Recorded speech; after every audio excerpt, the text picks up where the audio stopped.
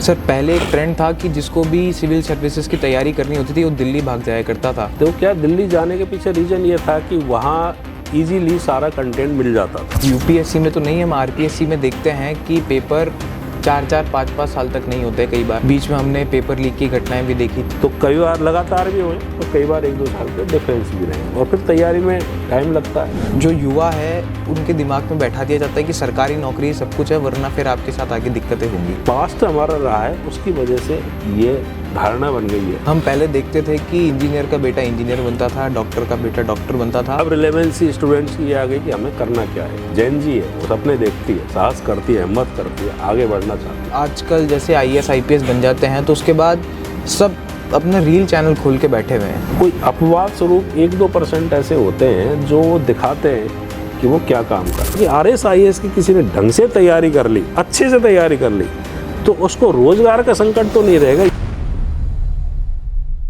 नमस्कार, मेरा नाम है अक्षत पारेख और आज हमारे साथ एक ऐसी पर्सनालिटी मौजूद है जिनका प्रोफेशन ही नहीं पैशन भी टीचिंग रहा है और साथ ही साथ इन्होंने बहुत सारे सिविल सर्वेंट हमारे देश को दिए हैं। साथ ही साथ ये खुद भी जीएसटी जो हेड ऑफिस है उसमें विरासते हैं। साथ ही साथ बहुत ही इंस्पायरिंग पर्सनालिटी हैं। एक बार ज़ोरदार तालियों के साथ स्वागत कीजिए कौशल भारद्वाज सर का। नमस्कार सर। सबसे पहले तो इतने सारे आने वाला हमारा देश का भविष्य सामने बैठा हुआ है और आप एक इंस्पायरिंग पर्सनालिटी हैं। सर जर्नी कैसे स्टार्ट हुई थी सर सबसे पहले? मेरी जर्नी या किसी भी एस्पिरेंट की जो जर्नी होती है ना, उसके पीछे मेन मकसद जो होता है, मुख्य मकसद होता है या मुख्य आधार जो होता है, उसके लिए मैं एक किताब आपके सामने दिखाता हूँ। इस बुक का नाम है क्यों। किसी भी एस्पिरेंट की जर्नी इसी से स्टार्ट होती है, क्यों, और यही आगे तक पहुंचाती है। जैसे आपको दिल्ली जाना है तो ये मायने नहीं रखता कि आप बस से जाएंगे, ट्रेन से जाएंगे, प्लेन से जाएंगे, लेकिन सबसे ज़रूरी बात है क्यों जाएंगे। तो आपको जाना क्यों है, ये क्यों ही है जो जर्नी स्टार्ट कराता है। सामान्यतः स्टूडेंट्स सब चाहते हैं कि अच्छी स्थिति में हो, एक बार कॉलेज अच्छे से हो जाए, फिर उसके बाद कुछ करियर निर्माण करेंगे, कुछ ऐसा काम करेंगे जो अपने लिए अच्छा लगता हो। तो हम जैसे जो गांव की पृष्ठभूमि से आते हैं, सामान्य मध्यम वर्ग परिवारों से हैं, तो उनके लिए जो सबसे बड़ी भूख होती है ना, वो होती है प्रतिष्ठा की भूख, पहचान की भूख।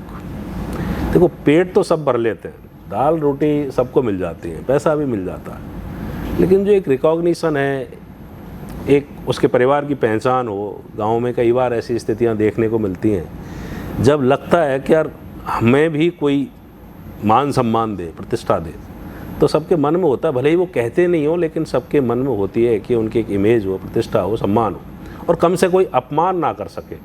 ऐसी स्थिति तो सबकी होनी चाहिए और सब चाहते हैं कोई सम्मान दे या नहीं दे, लेकिन कोई अपमान करने की हिम्मत ना करे।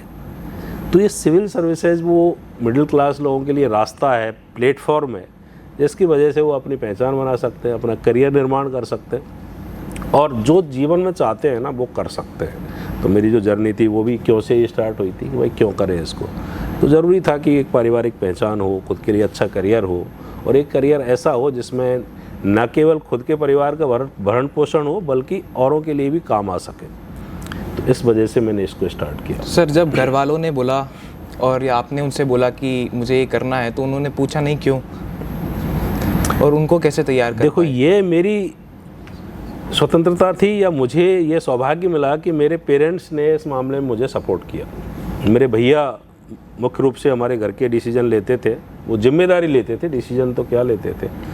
तो उनका बड़ा वरद हस्त मेरे ऊपर रहा। उन्होंने मुझे मोटिवेट भी किया और उन्होंने कहा कि तुम जो करना चाहते हो ना, दिल से करो, मन से करो। तो उस रास्ते में मुझे रुकावट नहीं आई और मैंने एक ही फॉर्म भरा, और ऐसी स्थिति में जहाँ हमें ज़रूरत थी एक जॉब की, करियर की, इनकम घर में चालू हो, लेकिन फिर भी हम अडिग रहे कि एक ही फॉर्म भर के और उस पर काम करेंगे। और इसके पीछे निश्चित रूप से मेरे भैया मेरी इंस्पिरेशन है, मेरी प्रेरणा है, और उन्होंने सपोर्ट किया। सर एक सामान्य बच्चे के लिए जो काफ़ी ग्रामीण परिवेश से आता है और उसकी आर्थिक स्थिति उतनी बेहतर नहीं होती क्योंकि किसान परिवार से आता है, उसके लिए कितना मुश्किल होता है और उसको क्या सलाह देंगे कि कैसे चीज़ों को मैनेज करें? देखो, कई बार मुश्किलें ही रास्ते बनाती हैं। यदि हम सिविल सर्विसेज के स्टूडेंट्स को देखें, विशेष रूप से आरएएस के स्टूडेंट्स को देखें, सिलेक्शन का रेशियो देखें तो ग्रामीण पृष्ठभूमि से और निम्न मध्यम वर्ग परिवारों से ज़्यादा रहे, और ज़्यादातर वो स्टूडेंट्स हैं जिनकी आर्थिक स्थिति बहुत अच्छी नहीं थी। तो इसको सौभाग्य मानो कि आर्थिक स्थिति अच्छी नहीं है। बहुत ज़्यादा अच्छी आर्थिक स्थिति वाले सेलेक्ट नहीं हो पाते, वो कंफर्ट जोन में होते हैं। यहाँ मुश्किलों में जो रहते हैं स्टूडेंट्स, उनको एक छटपटाहट होती है कि हम इससे निकलें, इसको ओवरकम करें, तो वो कोशिश करते हैं, हिम्मत करते हैं और वो निकलते भी हैं। और दूसरी बात ये है कि इसमें बहुत ज़्यादा पैसे की आवश्यकता नहीं होती। देखो, रहने खाने के खर्चे तो हैं, वो है ही हैं, उसके अलावा बहुत ज़्यादा ऐसे नहीं कि जैसे कोई फ़ीस होती है एमबीए की 20 लाख रुपए, मेडिकल साइंस में अगर जा रहा है तो उसको 1 करोड़ रुपए चाहिए कॉलेज करने के लिए। ऐसी कोई डिग्री आवश्यक नहीं है, आप नॉर्मल ग्रेजुएशन करके भी ये सिलेक्शन ले सकते हैं। तो आर्थिक स्थितियाँ बाधक नहीं है, बल्कि आर्थिक स्थितियों को धता बताते हुए, पीछे छोड़ते हुए बहुत सारे स्टूडेंट्स ने झंडे गाड़े हैं सफलता के। बहुत से स्टूडेंट ऐसे होते हैं सर जो गांव से आ जाते हैं, पर फिर कहीं ना कहीं शहर की जो चकाचौंध है उसमें खुद को रमा लेते हैं।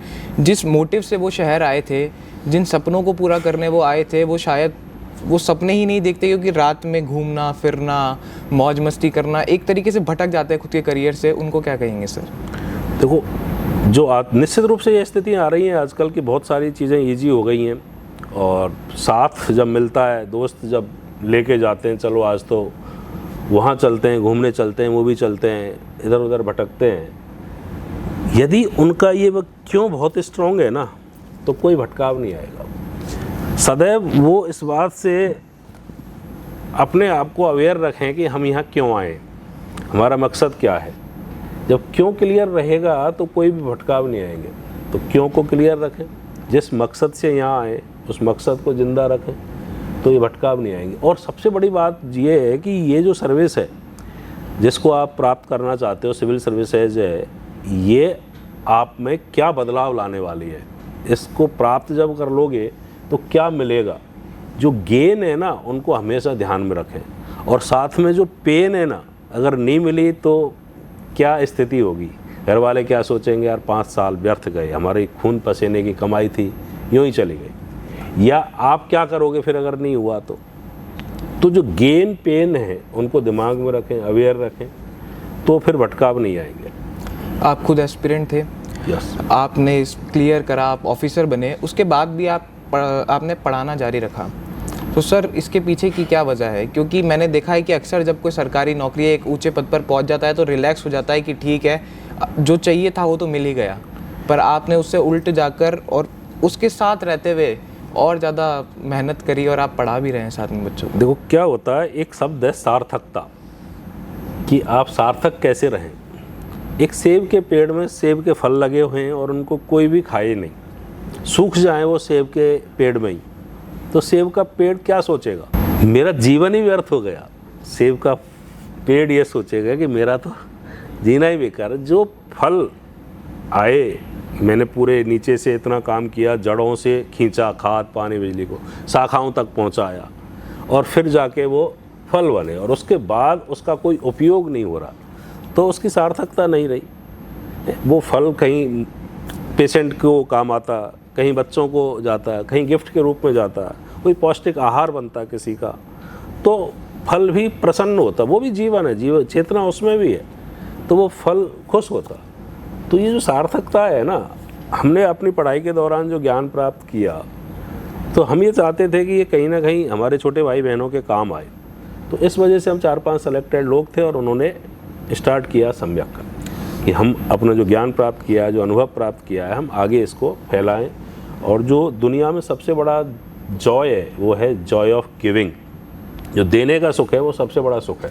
तो उसमें ज्ञान देना काफ़ी अच्छा लगता है, तो उसमें सार्थकता लगती है। और सिविल सर्विसेज प्लेटफॉर्म भी जॉय ऑफ गिविंग का सबसे बड़ा प्लेटफॉर्म है, जिसमें आप जाते तो वहाँ बहुत सारे काम ऐसे करते हैं जहाँ लगता है कि कुछ दिया है सोसाइटी को, कंट्रीब्यूट किया है देश को, राज्य को। तो इस वजह से कि हम अपना जो ज्ञान प्राप्त किया उसको कंट्रीब्यूशन में ला सकें या दे सकें, इस वजह से हमने ये स्टार्ट किया। सर सम्यक और खुद की गवर्नमेंट जॉब दोनों को कैसे मैनेज कर पाते हैं सेम टाइम पे? हाँ, ये एक यक्ष प्रश्न है। इसके लिए टीम चाहिए साथ में, तो वो हमें साथ में टीम है बड़ी। तो मैं जब भी मेरा फ्री टाइम होता है, छुट्टी का दिन होता है, सैटरडे संडे होते हैं, ऑफिस आवर्स के बाद होता है, और उससे भी बड़ी बात है जब कोई आप निर्धारण कर रहे होते हैं किन्हीं चीज़ों का, एसओपी बना रहे होते हैं कि इस पर्टिकुलर कोर्स में देना क्या चाहिए, एक्चुअली डिमांड क्या है, तो वहाँ जो रणनीति बनाते हैं स्टूडेंट्स की डिमांड और विशेष रूप से आरपीएससी यूपीएससी की जो डिमांड है उसको समझते हैं, तो उस समय जब डिसीजन होते हैं तब हमारा वो ज्ञान काम आता है। जैसे मैं आपको एक छोटा सा उदाहरण दूँ कि आजकल बड़ा ट्रेंड चल रहा है, आजकल नहीं बल्कि वर्षों से ट्रेंड चल रहा है कि टॉपर्स कहते हैं कि 6 to 12th एनसीईआरटी पढ़ो। आपने भी सुना होगा सारे इंटरव्यूज़ में। सामान्यतः ये कहने वाले लोग 6 to 12th एनसीईआरटी नहीं पढ़ते हैं, 6 to 12th नहीं पढ़ते हैं, एनसीईआरटी पढ़ते हैं पर 6 to 12th नहीं पढ़ते। 3 फीट का ढेर होता है एनसीईआरटी, 3 फीट होती है और उसमें 85 कंटेंट काम का ही नहीं होता है। हम भी जब मुखर्जी नगर गए तो हमें भी बुक सेलर ने एनसीईआरटी दी, लेकिन वहाँ बुक स्टोर पे नहीं दी उस समय। उन्होंने कहा कि आपके रूम पर भिजवा देते हैं, तो उनको पता था कि ये लेके नहीं जाएंगे और लिटरली हम लेके नहीं आते यदि वो वहीं दे देते। तो उन्होंने कहा गोदाम पे है, गोदाम से भिजवा देंगे। 3 फीट का जब ढेर आया तो हम सोचते रह गए क्या पढ़ें, यहाँ 1-1.5 साल के लिए दिल्ली आए हैं, केवल ये एनसीईआरटी पढ़ने थोड़ी आए। उस समय ऑप्शनल भी थे, 2 ऑप्शनल भी थे, और इसको कैसे पढ़ें।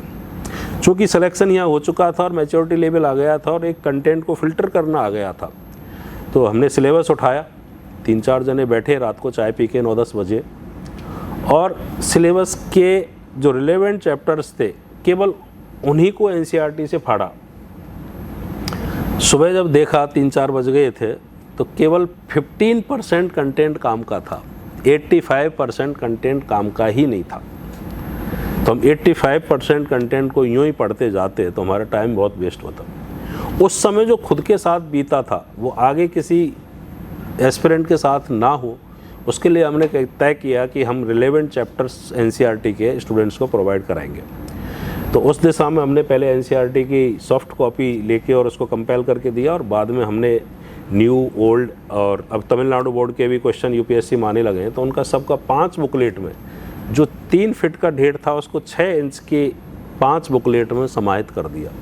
तो ये हमें फ़ायदा मिला खुद की तैयारी का, तो ये हम करते भी हैं, और यही हमारा उद्देश्य है कि हम जो हमने सीखा है वो बताते चलें।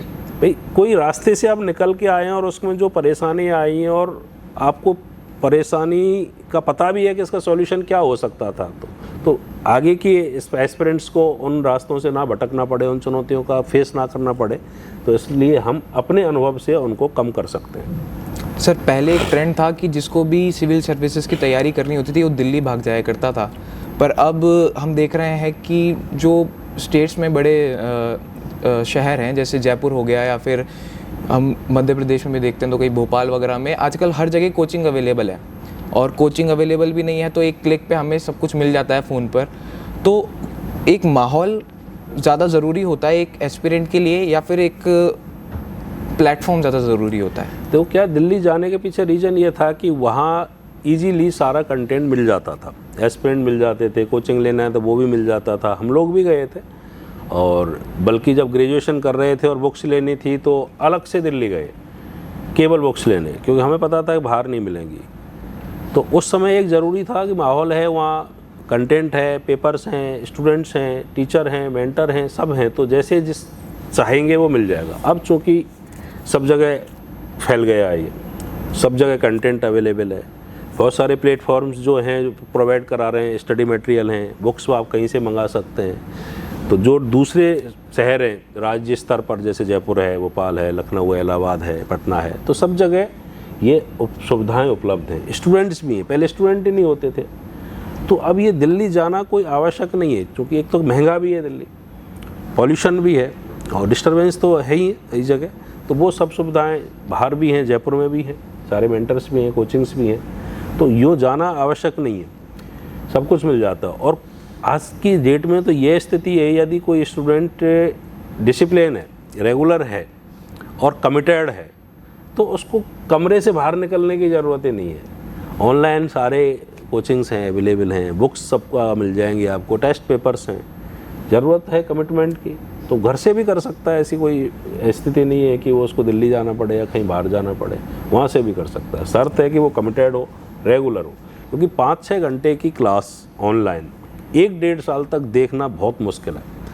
कोई 1-1.5-2 घंटे की क्लास 1-2 महीने की होती है ना, तो उसको फिर भी देख लेते हैं। 5-6 घंटे रेगुलर देखना, फिर टेस्ट देना, वो बहुत मुश्किल है। क्योंकि कई बार हम ये कहते हैं कि अगर आपको फास्ट दौड़ना है, तेज़ दौड़ना है, तो आप अकेले चलो, और दूर तक जाना है, फार जाना है, तो आप साथ चलो।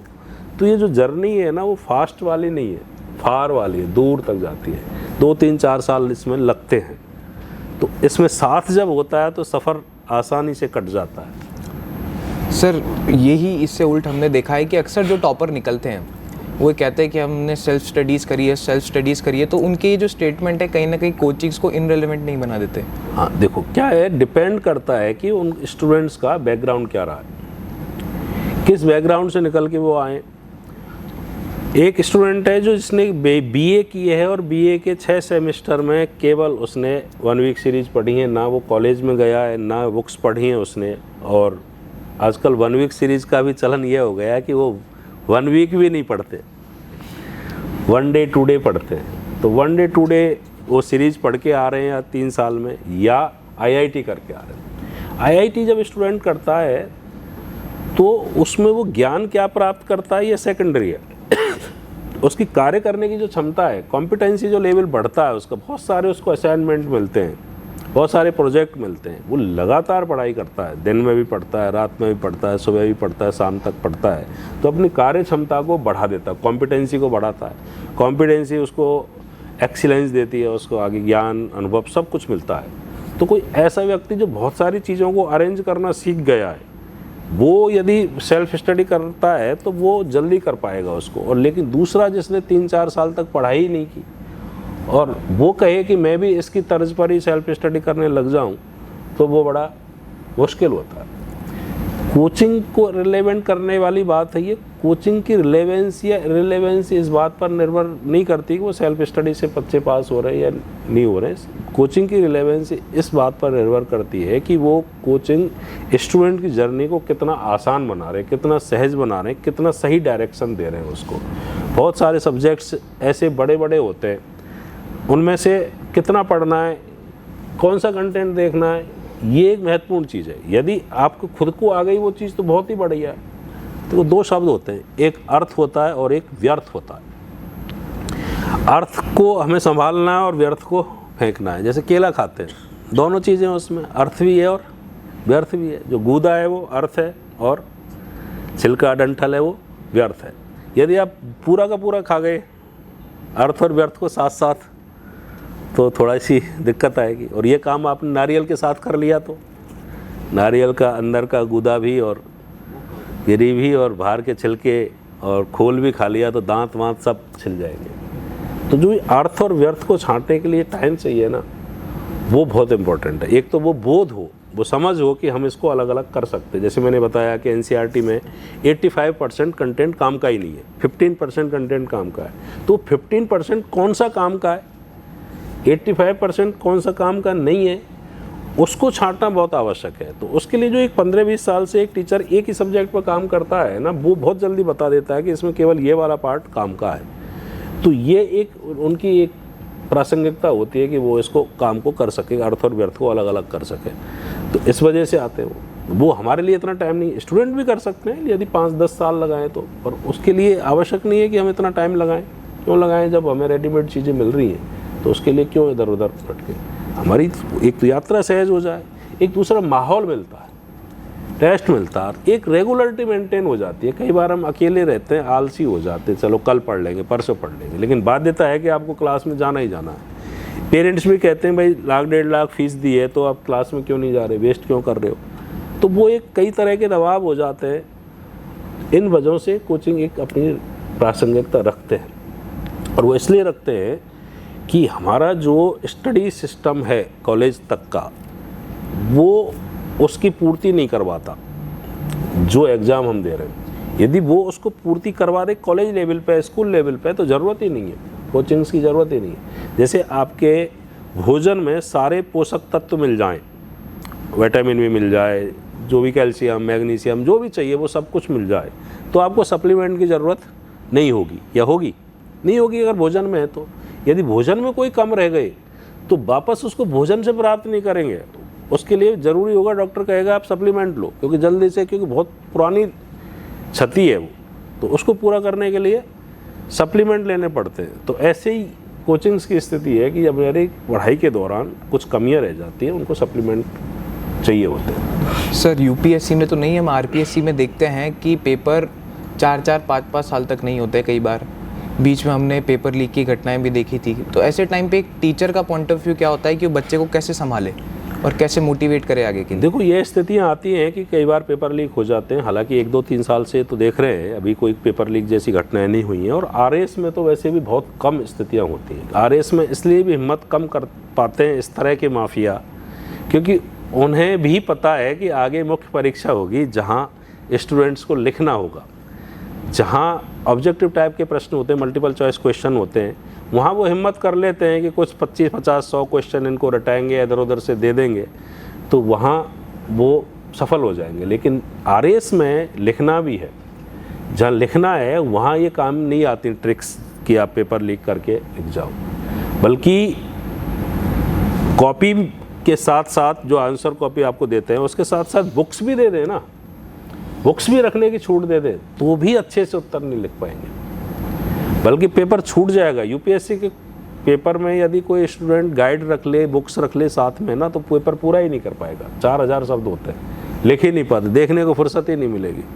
तो वहाँ ये माफियागिरी या पेपर लीक जैसी इररिलेवेंट है। हाँ, एक रेगुलरिटी नहीं है, ये निश्चित रूप से स्टूडेंट्स के सामने समस्या आती है, पर फिर भी साल 2 साल में हो जाते हैं एग्ज़ाम। जैसे अगर हम पिछला देखें तो नया पैटर्न जब से आया 2013 में हुआ, 16 में हुआ, 18 में हुआ, 18 के बाद 21 में हुआ, लेकिन 21 के बाद 23 में हुआ, 23 के बाद 24 में हुआ है। तो कई बार लगातार भी हुए और कई बार 1-2 साल के डिफरेंस भी रहे, और फिर तैयारी में टाइम लगता है। अगर हर साल नहीं भी हो रही है तो साल 2 साल तो तैयारी में लग जाते हैं। अगेन मैं ये कहना चाहूँगा कि वो 1-2 साल लगाते हैं, 3 साल लगाते हैं, ये मायने नहीं रखता। मायने रखता है कि आपका बनना क्यों इम्पोर्टेंट है, क्यों आप बनना चाहते हैं, वो कितना ही टाइम लगाओ। फिर जैसे एक बच्चे को चाहिए कि मुझे चॉकलेट चाहिए, उसको कहें 2 घंटे लगेंगे लाने में, केला यहाँ उपलब्ध है तुम खा लो, केला वो खाना नहीं चाहता, तो वो क्या कहेगा बच्चा कि भले ही 2 घंटे लगा लो पर मुझे चाहिए तो चॉकलेट ही चाहिए। तो ये स्टूडेंट है कि भले 2 साल लगा लो, 3 साल लगा लो, बनना तो मुझे आरएस ही है। तो ये टाइम मायने नहीं रखता, आपका डिटर्मिनेशन और आपका सबसे बड़ी बात है जो क्यों मायने रखता है कि हम क्यों। जो क्यों शब्द है ना, ये बहुत ही इम्पोर्टेंट है। क्यों हमें बहुत तार्किक बनाता है, दक्षता लाता है। केवल क्यों आरएस क्यों बनना यही नहीं, जब हर जगह हम सोचने लग जाएंगे ना यार ये क्यों, जैसे पॉलिटी पढ़ रहे हैं तो हम क्यों पढ़ रहे हैं, इसके हमें क्या फ़ायदा है, हमारी पर्सनैलिटी में क्या फ़ायदा मिलेगा, एग्ज़ाम में क्या फ़ायदा मिलेगा। तो जब जितना आप क्यों का इस्तेमाल करोगे ना, उतना ज़्यादा आप तार्किक बनोगे, उतना ज़्यादा आपको फ़ायदा होगा।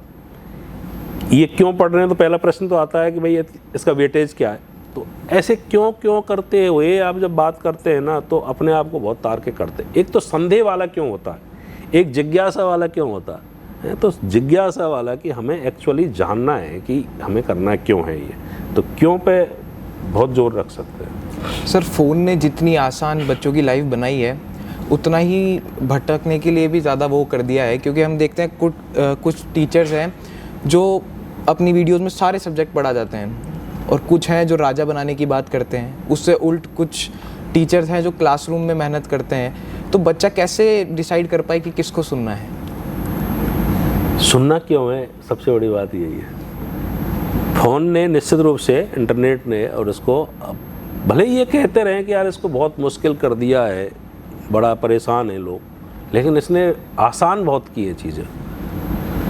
आपके घर वालों को एकदम लगता है कि बच्चे की क्या स्थिति होगी, आप यहाँ हैं।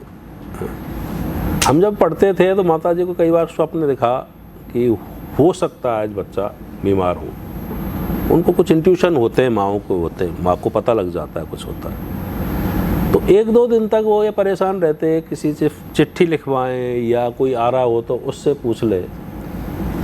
तो ये जो इमोशनल पीड़ा थी, भावनात्मक पीड़ा थी, वो इस समय नहीं है। जब माता को लगता है कि बच्चे को कोई परेशानी हो रही होगी, वो तुरंत वीडियो कॉल कर लेती है, फ़ोन कर लेती है और पता लग जाता है। आपको कोई परेशानी आ रही है तो फ़ोन कर लेते हैं। फ़ोन लेके जब आते हैं तो घर वाले निश्चिंत रहते हैं, तो बहुत आसान किया है ये को। दूसरा, इन्फॉर्मेशन खूब सारी है। हाँ, बस पता ही होना चाहिए कि इसमें से हमें चूज़ क्या करना है, हमारे लिए रिलेवेंट क्या है, हमारे लिए ज़रूरत किस चीज़ की ज़्यादा है, तो वो है। हमें मकसद केवल एंटरटेनमेंट है, तब तो हम एंटरटेनमेंट करने वाले वीडियोज़, रील्स देख सकते हैं। और हमारा मकसद एनलाइटनमेंट है, तो हम ये सोच सकते हैं कि हमें कौन से वीडियोज़ देखने हैं, कौन से हमारे काम के हैं, कौन से हमारे काम के नहीं हैं। तो एंटरटेनमेंट तो बाद में भी कर लेंगे सिलेक्शन के बाद, एनलाइटनमेंट पहले कर लें, वो ज़रूरी है। सर, आज के टाइम में जब नेशनली और ग्लोबली इतनी सारी चीज़ें चल रही है, चाहे युद्ध की बात करें, इलेक्शंस की बात करें, करंट अफेयर्स को कैसे अपनी डेली लाइफ में उतार सके, क्योंकि इतना वाइड कंटेंट है और इतनी सारी चीज़ें, इन्फॉर्मेशन मतलब बिखरी हुई है, तो कैसे उसको समेट के और उसमें से कौन सी काम की है उसके अपने साथ लेकर चल सके एक स्टूडेंट। करंट अफेयर्स निश्चित रूप से परेशान करता है। इतनी छोटी सी छोटी न्यूज़ को भी ऐसे प्रसारित करते हैं जैसे यही दुनिया की सबसे बड़ी न्यूज़ है। अगर आप न्यूज़ देखें तो अरब इजराइल चल रहा था तो बस कोई भी चैनल खोल लो, अरब इजराइल। जब भी कोई ऐसे बंगाल चल रहा है तो बंगाल ही बंगाल चल रहा है, चुनाव चल रहा है तो चुनाव चल रहा है। तो ऐसी स्थिति में निश्चित रूप से स्टूडेंट के सामने पहले तो क्या होता था, मैगजीन 1-2 आती थी, उन्हीं को पढ़ लेते थे। एक भारत सरकार निकालती थी योजना, एक कुरुक्षेत्र निकालते थे, कुछ वैसी मैगजीन आती थी, क्रॉनिकल, प्रतियुक्त दर्पण, तो उनको पढ़ लेते थे, न्यूज़पेपर पढ़ लेते थे। इतना करंट अफेयर्स का फ्लड ही नहीं था, इतना करंट अफेयर्स सामने एकदम से आ जाएगा पता ही नहीं था पहले, तो इसलिए आसान था। अब शायद हम पूछते हैं योजना कुरुक्षेत्र नाम की कोई मैगजीन है तो उसका पता ही नहीं है, वो तो कहीं छुप गई। तो ऐसी स्थिति में सबसे इम्पोर्टेंट बात यह है कि सिलेबस को याद करो, रटो उसको। सिलेबस आपको रटा हुआ होगा ना, तो उससे रिलेटेड कोई न्यूज़ आती है तो फिर आप पहचान जाओगे कि हमारे काम की है या नहीं है। जैसे हम जब गांव में जाते हैं और छोटे छोटे बच्चे हैं, हम कोई शादी विवाह कर रहे हैं, प्रोग्राम कर रहे हैं, और वहाँ हमारे मामा जी के बच्चे, बुआ जी के बच्चे या सिस्टर के और रिश्तेदारों के छोटे छोटे बच्चे हैं बहुत सारे, उनके नाम हम पूछते हैं, तुम्हारा नाम क्या है, कोई सोनू, भोलू, नैतिक, बंटी, चिंटी, अलग अलग नाम बताते हैं। 1-2 घंटे बाद, 3 घंटे बाद वो नाम याद रहते हैं क्या, या बच्चा याद रहता है? नहीं रहता। अब उनसे साथ साथ ये पूछो कि तुम किसके बच्चे हो, कोई बुआ जी का, मौसी का, चाची का, अलग अलग रिश्तेदारों के बच्चे, कि बुआ जी की बेटी का बेटा। अगर उनको आपने कनेक्ट कर दिया उस परिवार के साथ जिससे वो रिलेटेड है, तब याद रहेंगे या नहीं रहेंगे? तब याद रहेंगे आपको, क्योंकि ये उनका बच्चा है, ये उनका बच्चा है। तो ये मानो ये करंट अफेयर्स तो बच्चे हैं और वो जो परिवार हैं वो सिलेबस है। यदि आपको सिलेबस याद है तो बच्चे भी याद रह जाएंगे, और सिलेबस याद नहीं है तो आपको बच्चे भी याद नहीं रहेंगे। तो आप स्टैटिक के साथ करंट को मिला सकते हो। जैसे आपको पता है कि आपके सिलेबस में पॉलिटी है। अब जैसे राघव चड्ढा वाला प्रकरण हुआ, 7 सदस्यों के साथ वो अलग हो गए या बीजेपी ज्वाइन कर रहे हैं, आप पार्टी छोड़ रहे हैं, तो वहाँ ये नहीं पूछेंगे आपसे कि वो कौन कौन से मेंबर थे जिन्होंने पार्टी छोड़ दी, क्यों छोड़ दी उन्होंने, क्या टकराव आया। मीडिया में तो यही चल रही है, अरविंद केजरीवाल के साथ ये टकराव, बंद कमरे में उनकी मारपीट या कोई वो हुई, या दूसरे वाले ने कोई बड़े ऑफर दे दिए होंगे, ये चल रहे होंगे। ज़्यादातर डिबेट इन्हीं बातों पे हैं कि ऐसी क्या घटनाएं हुई जिनकी वजह से इनको छोड़ना पड़ा।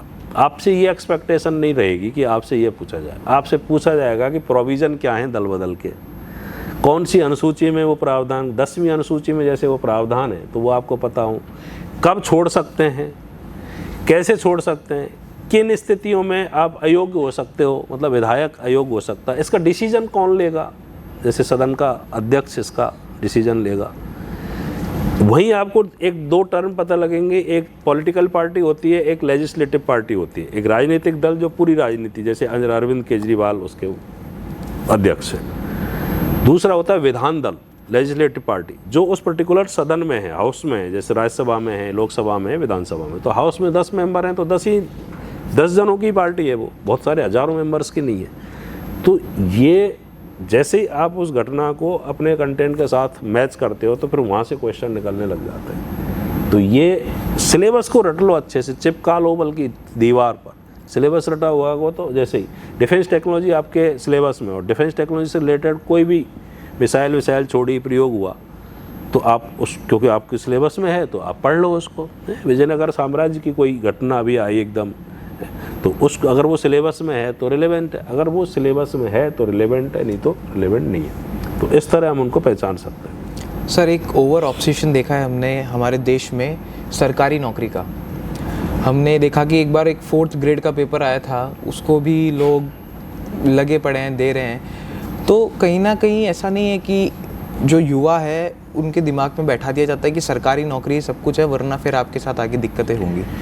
तो क्या हमारा देश है ना, देश आशंकाओं का देश रहा है और संभावनाओं का भी देश रहा है हमारा देश। हमारी ज़्यादातर जो जनता थी वो कृषि पर निर्भर थी और कृषि मानसून पर निर्भर थी। तो वहाँ एक अनिश्चितता थी, पूरी साल मेहनत की, लास्ट में बाढ़ आ गई या फसल पानी आ गया, इतना गिर गया कि वो बर्बाद हो गई, या पानी नहीं गिरा, फसल हुई ही नहीं। तो हमने बहुत सारी अनिश्चितताएं देखी हैं। तो अनिश्चितताएं जब पेरेंट्स देखते हैं तो वो ये सोचते हैं कि उनके बच्चों के सामने ये अनिश्चितताएं नहीं आए, इनका क्या होगा, हमने तो जैसे तैसे जीवन निकाल लिया। तो वो एक सिक्योर करियर देखना चाहते हैं कि भाई तुम्हारी सिक्योर रहे, कम से कम दाल रोटी तुम्हें मिलती रहे। तो जो पास्ट हमारा रहा है उसकी वजह से ये धारणा बन गई है।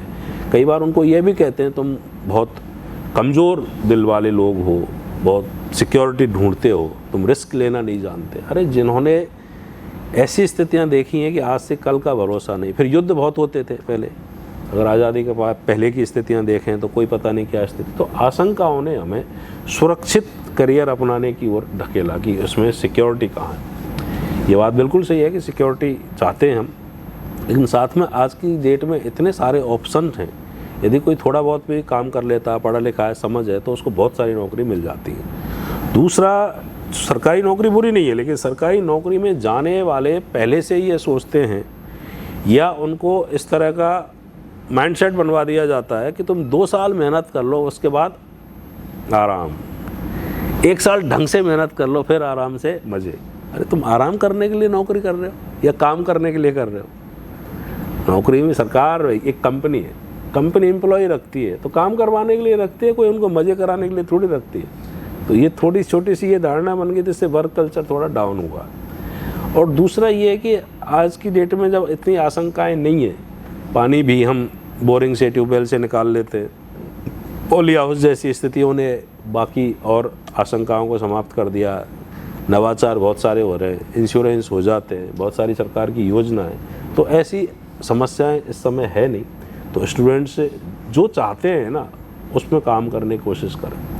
अगर वो किसी सर्विस में लग भी जाते हैं छोटी मोटी में, तो उसके बाद दूसरी सर्विस करें। अपने करियर में ग्रोथ उनका अधिकार है, कर्तव्य भी है कि वहीं स्टक ना रहें बल्कि आगे बढ़ें।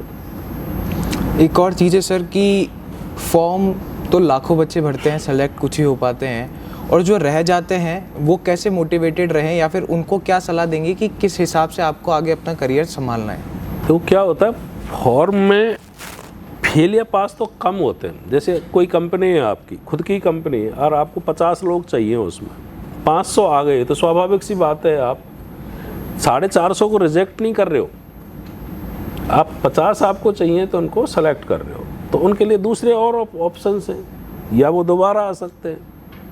और फिर सबसे बड़ी बात है कि जब आपका रिजल्ट आया, आपकी परफॉर्मेंस क्या थी, रिजल्ट जो आया उसमें कट ऑफ क्या थी, तो वो देखना बहुत ज़रूरी है। तो जब आप पूरी क्षमता से काम करते हैं तो निश्चित रूप से सफलता भी मिलती है।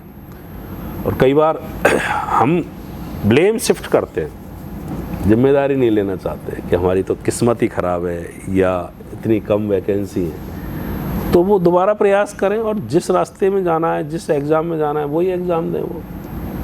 सर एक और चीज़ देखी है हमने कि कोचिंग के जो महंगे कोर्सेज होते हैं आजकल वो टेलीग्राम पर बहुत ही मिनिमल प्राइस में अवेलेबल हो जाते हैं, तो कहीं ना कहीं इससे जो बच्चा है ये उसके हित में है या कोचिंग के नुकसान है ये? देखो, कोचिंग यदि खुद प्रोवाइड करा रहा है उस कोर्स को, खुद प्रोवाइड करा रहा है उस कोर्स को सस्ते में, तो वो कोचिंग से डायरेक्ट लेना चाहिए। उसके पीछे एक ही है कि वो कई बार अपडेट करते हैं उन चीज़ों को, या कोई उसके आगे के जो सिलेबस चेंज हो गया, मान के चलो सिलेबस चेंज हो गया और फिर वापस चाहिए, उसमें कुछ टेस्ट चाहिए, वो चाहिए, तो वहाँ से लेना चाहिए।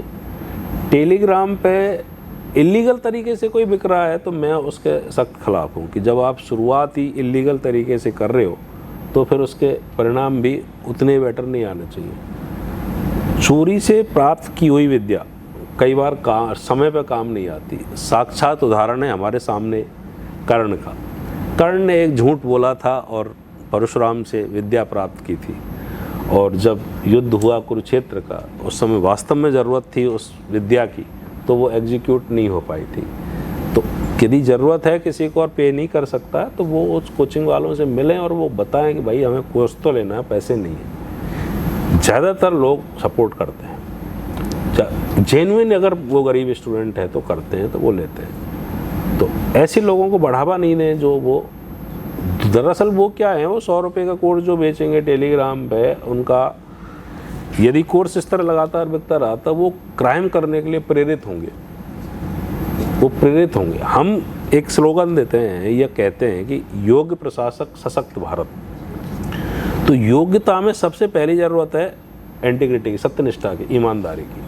तो वो जो तैयारी के दौरान ही बेईमानी आ गई तो फिर वो योग्य कैसे रहेगा? तो योग्य प्रशासक सशक्त भारत के लिए वो काम करता है, तो उसको ईमानदारी से काम करना चाहिए और लेना चाहिए उसको। सर स्टूडेंट जब तैयारी कर रहा होता है तो आजकल एक चलन बहुत चला है कि जो टॉपर्स के नोट्स हैं वो काफ़ी सारी कोचिंग्स अवेलेबल करवाती है, तो एग्जैक्टली टॉपर के ही नोट्स होते हैं या फिर बच्चे को खुद के ही नोट्स बनाने चाहिए, वो ज़्यादा बेहतर है उसके लिए? टॉपर्स के नोट्स कोचिंग तो उपलब्ध नहीं करवाते, और टॉपर्स के नोट्स होते भी नहीं है मार्केट में। टॉपर ने अपने हिसाब, देखो क्या होता है, हर व्यक्ति अपनी आवश्यकता के अनुसार नोट्स बनाता है।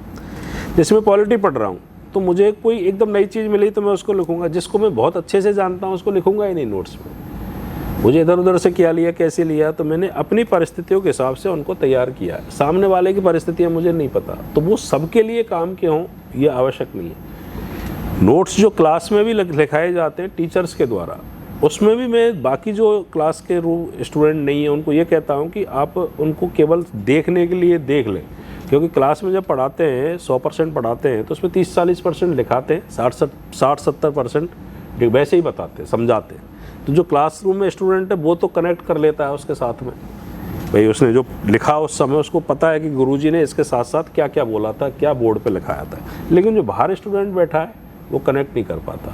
तो वो जो किताब होती है, मूल किताब होती है, ऑथेंटिक बुक्स होती है, उनको पढ़ें, क्योंकि ऑथेंटिक बुक्स ऐसे स्टूडेंट्स के लिए लिखी जाती हैं जिनको इधर उधर की ज़्यादा चीज़ें नहीं पता, तो वो कंप्लीट करने की कोशिश करते हैं। और टॉपर्स ने अपने हिसाब से अपने नोट्स बनाए, कई सारे उसने यूज़ किए। हाँ, उससे ये ज़रूर गाइडेंस ले सकते हैं कि तुमने ये बनाए कैसे, सोर्सेज क्या क्या यूज़ किए, वो उनसे कर सकते हैं। सर एक चीज़ और देखी है कि जो टॉपर्स हैं, जैसे कोई टॉप करता है तो 10 कोचिंग उसकी फ़ोटो अपने पे लगा के रखते हैं, और जब मीडिया उससे इंटरव्यू लेने पहुंचता है तो बोलता है कि मैं तो सेल्फ स्टडी करके क्लियर करा है सब कुछ। देखो, ये सिविल सर्विसेज की जर्नी है ना, इसमें बहुत सारे लोग बहुत सारी जगहों से गाइडेंस लेते हैं। मतलब कम से कम 40-50 लोगों से गाइडेंस लेते हैं। वो केवल कोचिंग से नहीं लेते, बहुत सारे लोगों से, और केवल कोचिंग वाला गाइडेंस नहीं होता। और एक चीज़ जिसको वो क्रेडिट नहीं देते ना, एक पर्टिकुलर जो कुछ लोग हैं, कुछ वर्ग हैं, उसको वो क्रेडिट नहीं देते, उसका मुझे भी थोड़ा लगता है कि बहरहाल रहता है कि इनको क्रेडिट देना चाहिए। जिसने पहली बार अल्फ़ाबेट सिखाए, गिनती सिखाई, काउंटिंग सिखाई, फर्स्ट क्लास में, सेकंड क्लास में, 8th क्लास में, जिसने प्राइमरी एजुकेशन करवाई, जिसने ग्रेजुएशन के टाइम पे सब्जेक्ट्स को पढ़ाया, 11th-12th में पढ़ाया, तो उसने नींव निर्माण बहुत अच्छे से जिसने किया है, सर्वाधिक क्रेडिट तो जाता है उनको जिसने स्कूल लेवल पर नींव निर्माण बच्चों का किया है। यदि वो नींव निर्माण ही नहीं होती, ये जैसे एक फर्स्ट सेकंड फ्लोर की छत है, सेकंड फ्लोर तक ही नहीं बना हुआ होता तो थर्ड फ्लोर कोई कैसे बनाता। तो सर्वाधिक क्रेडिट तो जाना चाहिए स्कूल टीचर्स को जिन्होंने तैयार किया, पेरेंट्स को जिन्होंने बहुत सारी छोटी छोटी बातें सिखाई थी। उसके अलावा बीच बीच में किसी एक जने का कोई स्टेटमेंट उसको ऐसा लगा, प्रेरित किया, जिसने उसकी राय बदल दी, वहाँ भी जाता है। जिसने क्यों डिसाइड करवाया कि मुझे क्यों बनना है, उसको भी जाता है। फिर बीच में पूछता है जब वो फेल होता है, जब 4 दोस्त उसको मिलके कहते हैं कि नहीं यार हिम्मत कर आगे बढ़, तो वो भी उसकी सफलता में भागीदार होते हैं। जो टाइम पे अखबार सुबह सुबह पहुंचाता है उसके घर पे, वो भी उसकी सफलता में भागीदार होता है। तो सारे लोग इस तरह उसको सपोर्ट करते हैं। तो फिर और दूसरा ये है कि इतने सारे सब्जेक्ट्स हैं, उसमें कोई एक सब्जेक्ट कहीं अच्छा है और फिर चरण इतने, प्रीलिम्स है, मेंस है, इंटरव्यू है, फाउंडेशन है, तो कोई कई बार फाउंडेशन एक साथ कर लिया, फिर इंटरव्यू के लिए दूसरी जगह गया, टेस्ट सीरीज़ के लिए अलग जगह पर गया। तो उसने बहुत सारे सपोर्ट लेता है, लेने भी चाहिए, क्योंकि सफलता प्राप्त करना हमारी जिम्मेदारी है। तो हमारी जिम्मेदारी है, तो हमारी कमियों का हमें पता है कि कहाँ कहाँ कमियाँ हैं और कहाँ कहाँ से पूर्ति कर सकते हैं। तो उस तरह स्टूडेंट्स को सोचना चाहिए। केवल फ़ोटो छापने से या एडवर्टाइजमेंट नाम देने से कोई फ़र्क नहीं पड़ता, ज़्यादा फ़र्क नहीं पड़ता। फ़र्क पड़ता है कि उस पर्टिकुलर इंस्टीट्यूट में टीचर्स कैसे हैं, स्टडी मटेरियल कैसा है, टेस्ट सीरीज कैसी है, उसके पेपर्स कैसे हैं, जो अभी वर्तमान में वहाँ पढ़ रहे हैं उन स्टूडेंट्स का फीडबैक क्या है, वो बहुत ज़रूरी है। वो रियल में काम कर रहे हैं या रील में काम कर रहे हैं, ये देखना बहुत ज़रूरी है। और ये बोध आना चाहिए स्टूडेंट्स को, क्योंकि जैसे आपने एक अच्छा करियर चुना है कि मुझे यही बनना है, ऐसे ही एक प्लेटफॉर्म भी अच्छा चुनना पड़ता है कि मुझे यही करना है या क्यों करना है, वो बहुत ज़रूरी है। हम पहले देखते थे कि इंजीनियर का बेटा इंजीनियर बनता था, डॉक्टर का बेटा डॉक्टर बनता था। अब कहीं ना कहीं देख रहे हैं कि जो आईएएस ऑफिसर्स रहे हैं उनके ही परिवार से आईएएस निकल रहे हैं, या फिर जिन बच्चों ने आईआईटी करा है, आईआईएम्स टॉप करा है, वो टॉपर्स की लिस्ट में ज़्यादा आगे दिखते हैं। तो कहीं ना कहीं जो बच्चा सामान्य परिवार से आता है उसके कॉन्फिडेंस की कमी कहेंगे इसे, या फिर मार्गदर्शन की कमी है उसमें? देखो पहले क्या है कि जैसे डॉक्टर का बेटा डॉक्टर बन रहा है, वकील का बेटा वकील बन रहा है, तो दरअसल क्या वो बचपन से वो देखता था कि वकील साहब के जलवे क्या हैं, डॉक्टर साहब के यहाँ लाइन लगी हुई है पेशेंट्स की, तो वो अंदर ही अंदर प्रभावित होता रहता था इससे कि मैं ये बनूँ ये बनूँ ये बनूँ। तो उसका वो क्यों बहुत जल्दी डेवलप हो जाता था। बहुत सारी दुनिया देख नहीं पाता था, बहुत सारे ऑप्शन उसको पता भी नहीं होते थे कि अलग अलग प्रोफेशन भी हैं। अब चूँकि इतना सारे काउंसलिंग सेंटर्स हैं, इतने सारे ऑप्शंस हमें इस पर पता लग जाते हैं, बहुत सारे इस मीडिया ने, सोशल मीडिया ने, इंटरनेट ने इतनी सारी अपॉर्चुनिटीज़ दी हैं कि वो ये देख सकते हैं कि हम क्या करना है। फिर हर फील्ड में अलग अलग चुनौतियाँ होती हैं, इंटरेस्ट होते हैं, क्यों डिसाइड करता है कि मैं उसमें क्यों जाऊँ। तो डॉक्टर का बेटा डॉक्टर बने या इंजीनियर का बेटा इंजीनियर बने, आज वो रिलेवेंट नहीं है। अब रिलेवेंसी स्टूडेंट्स की ये आ गई कि हमें करना क्या है। जैन जी है, वो सपने देखती है, साहस करती है, हिम्मत करती है, आगे बढ़ना चाहती है, तो उसको अपॉर्चुनिटी मिलती है। हाँ, सिलेक्शन जो हो रहे हैं वो यूपीएससी में हम कह सकते हैं कि वो जो थोड़े संपन्न परिवारों से जो बच्चे आ रहे हैं कर रहे हैं उनके ज़्यादा है। एक उसके पीछे हम ये उनकी संपन्नता ये तो देख लेते हैं कि ये उनकी पूंजी वाली संपन्नता है, लेकिन हम ये नहीं देखते कि उनकी बौद्धिक संपन्नता क्या है, उनकी शैक्षणिक संपन्नता क्या है। उनके बच्चे अच्छे स्कूलों में पढ़े हैं, अच्छे कॉलेज से उन्होंने डिग्री ली है। आज कॉलेज में केवल वही बच्चे पढ़ रहे हैं जब पढ़ना पड़ता है। जैसे मैं MBBS है, वहाँ पता है कि उसको पढ़ना पड़ेगा, IIT है उसको पढ़ना पड़ेगा, CA है उसको पढ़ना पड़ेगा। तो वही वो बच्चे ज़्यादातर उन कॉलेजेस में पढ़े हैं जहाँ वास्तव में पढ़ना पड़ता है। तो उनकी जो ग्रूमिंग हुई है, पर्सनैलिटी डेवलपमेंट हुआ है, वो कंपैरेटिवली ज़्यादा बेहतर हुआ है। हम जो गाँव के बच्चे हैं या BA किए हैं, सामान्य कॉलेज से, गवर्नमेंट कॉलेज से पढ़े हैं, जब पढ़ाई नहीं होती है, हम अब उनकी संपन्नता को दोष देने की बजाय हमारी जो शैक्षणिक विपन्नता रही है उसको जिम्मेदार मानेंगे। भाई उन्होंने पढ़ाया अच्छे से उनको और वो हो गए सेलेक्ट, हमने नहीं पढ़ाया या नहीं पढ़े तो वो नहीं हो पाए। सर, एक और आजकल कॉन्सेप्ट आया है लाइव क्लास का। बच्चा लाइब्रेरी ज्वाइन करता है, कान में ईयरफोन लगाता है, फ़ोन चालू करके पढ़ने बैठ जाता है। तो आप इसके पक्ष में हैं, क्योंकि ना वो टीचर से कांटेक्ट में है, ना उसको घर वाले देख रहे हैं, वो अपने साथ अकेला पढ़ रहा है। अब कितना उसके दिमाग में गया, क्योंकि एक कैपेसिटी होती है, उसके अंदर के जो सवाल है वो दब गए, मतलब वो अकेला पढ़े जा रहा है बस, ये नहीं कि क्या पढ़ना है, कितना पढ़ना है। अब अगेन मैं ये कहूँगा कि वो पढ़ कहाँ पर रहा है। यदि वो बच्चा ऐसा है जिसकी आर्थिक स्थिति ऐसी नहीं है कि जयपुर जाए, दिल्ली जाए, वहाँ जाके पढ़े और पढ़ना चाहता है, और वो गांव में, घर में या घर की लाइब्रेरी में, आसपास की लाइब्रेरी में बैठ के वो मोबाइल कोर्स लेके, लाइफ फ्रॉम क्लासरूम कोर्स लेके पढ़ रहा है, रेगुलर पढ़ रहा है, तो वो बढ़िया है, अच्छा है। वो ज़रूरी है, क्योंकि वो वहाँ जा नहीं सकता, तो उसके माध्यम से उस पूर्ति को वो कर रहा है। तो उसके मामले में तो हम कहेंगे कि वो हिम्मत कर रहा है, मेहनत कर रहा है, पढ़ रहा है, अच्छी बात है।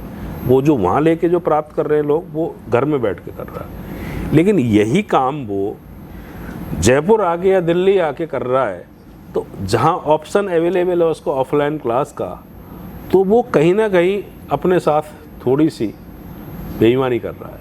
उसको चाहिए कि वो उसी क्लास में ऑफलाइन जाए।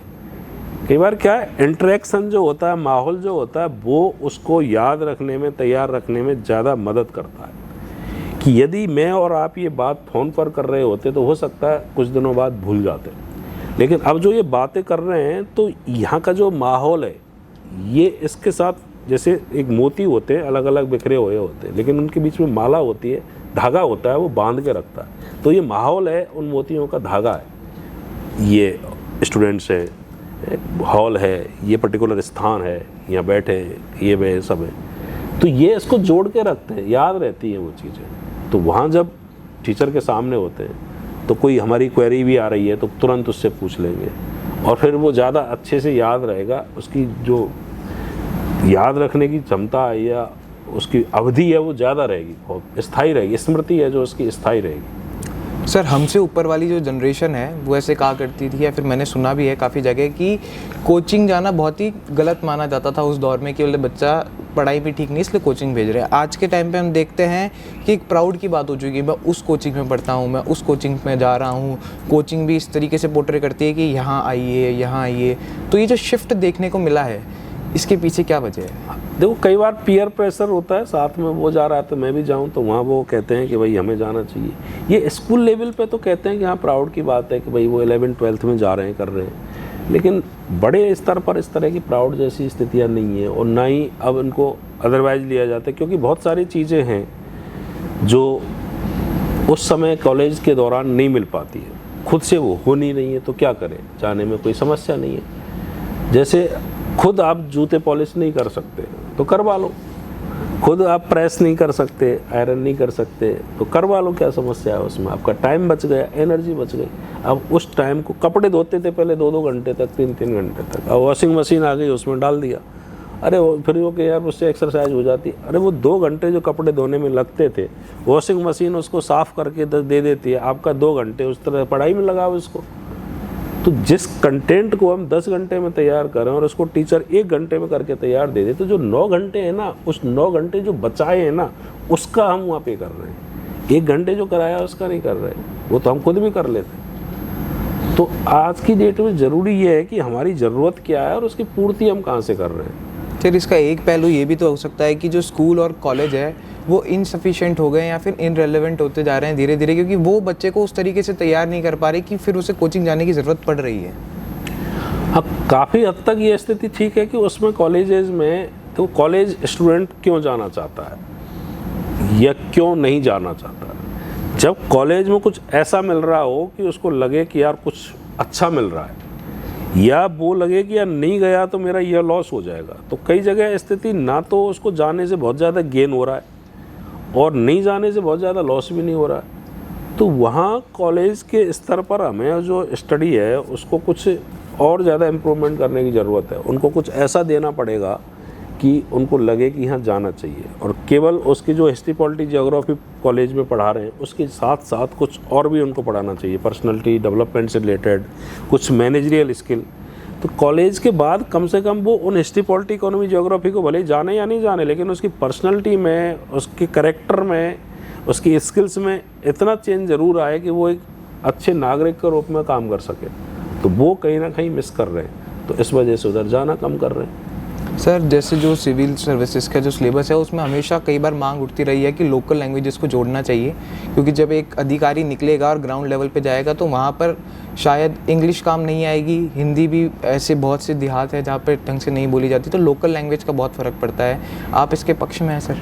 हाँ देखो, लैंग्वेज क्या करती है, कनेक्ट कराती है लोगों से। उनकी समस्याएं जब आती हैं सामने तो उनको सुन पाता है अधिकारी। तो ट्रेनिंग के समय या ट्रेनिंग के बाद जब पर्टिकुलर वो स्टेट में जाते हैं, वहाँ लैंग्वेज चलती है तो उसको वो सीख जाते हैं। और आजकल बहुत सारी लैंग्वेज ऑनलाइन उपलब्ध हैं तो वहाँ से सीख जाते हैं। तो ऐसा बहुत ज़्यादा फ़र्क नहीं पड़ता है कि अगर उसने तैयारी के दौरान उस लैंग्वेज को नहीं सीखा है तो बाद में नहीं सीख पाए।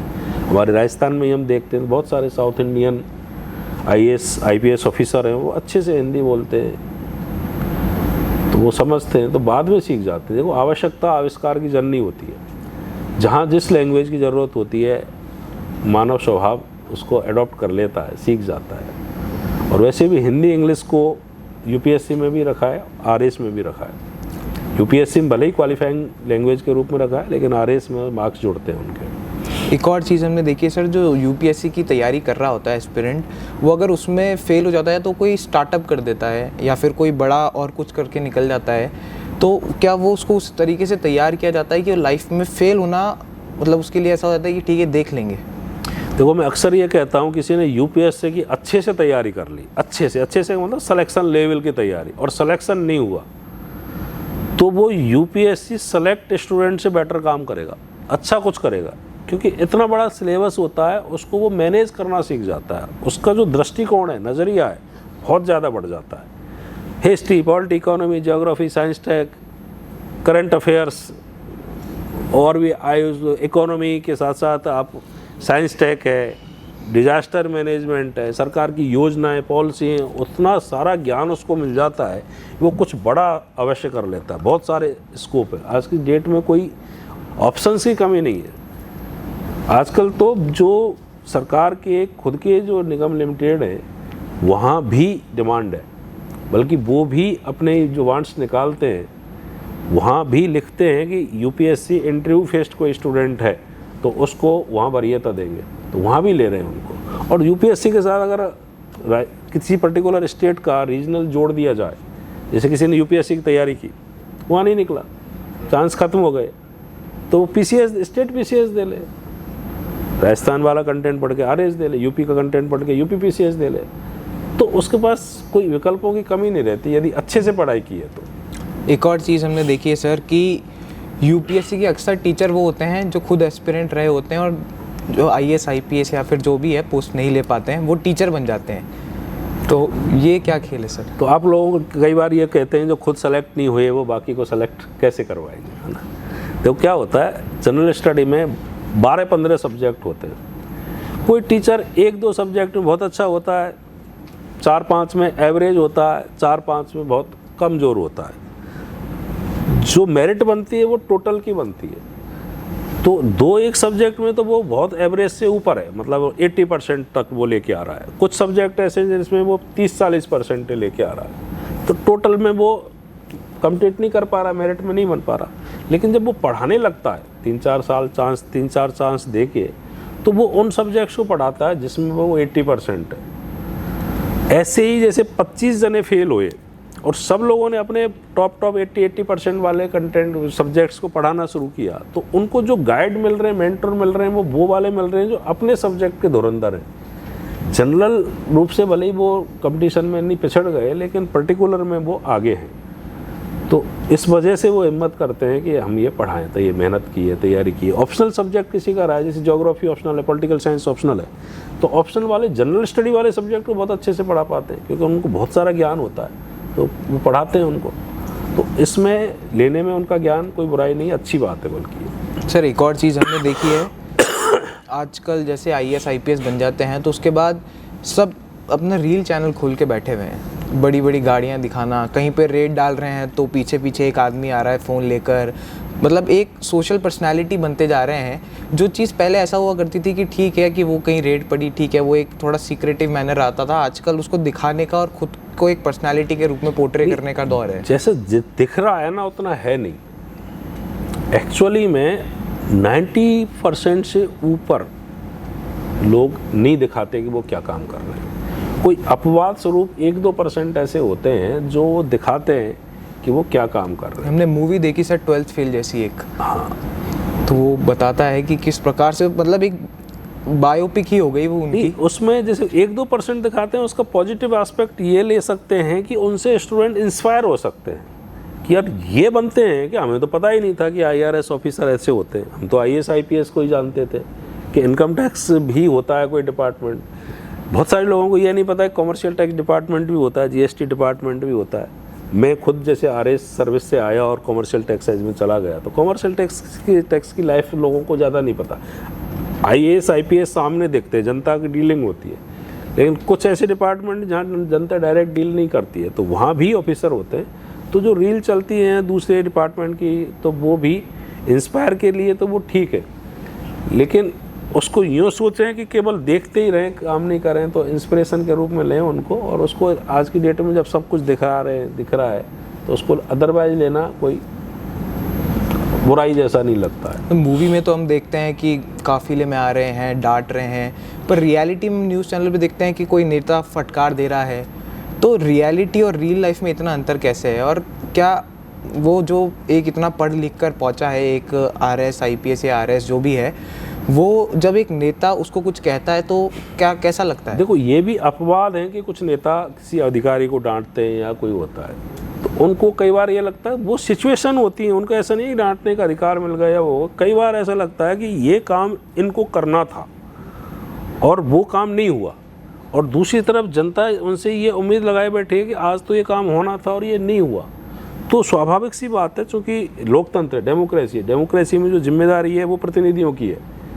ये लोक सेवक भी काम करते हैं, जनता के लिए काम करते हैं, सिविल सर्वेंट भी। तो उस समय ऐसी सिचुएशन बन जाती है कि वो संयम नहीं रख पाते और वो कुछ बोल देते हैं उनको। अदरवाइज सारे लोग रेस्पेक्ट करते हैं।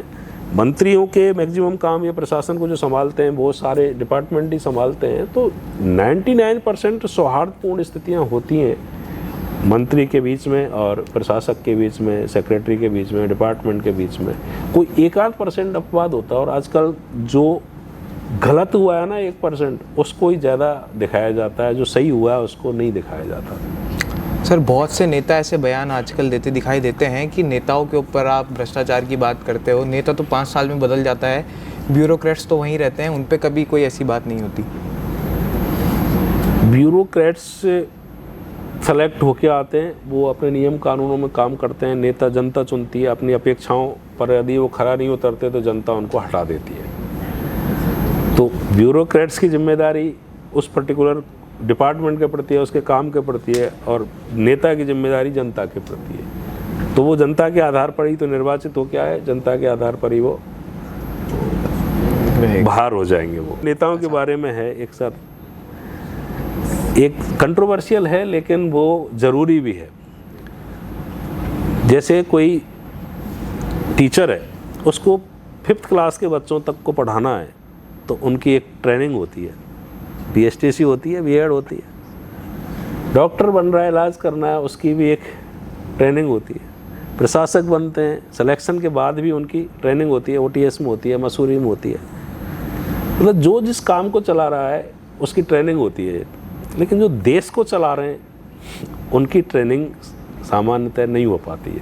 हालांकि उनकी ट्रेनिंग उस तरह ट्रेनिंग कहें उसको कि वो उस पार्टी के कार्यकर्ता के रूप में काम कर रहे हैं, तो वो ट्रेनिंग एक अलग टाइप की है। लेकिन उसकी ट्रेनिंग वैसे हो कि भाई हमारे कॉन्स्टिट्यूशन क्या है, लोगों की प्रॉब्लम्स क्या हैं, परिपाटियाँ क्या है, परंपरा क्या है संसदीय शासन व्यवस्था की, वो भी एक ज़रूरी एस्पेक्ट है।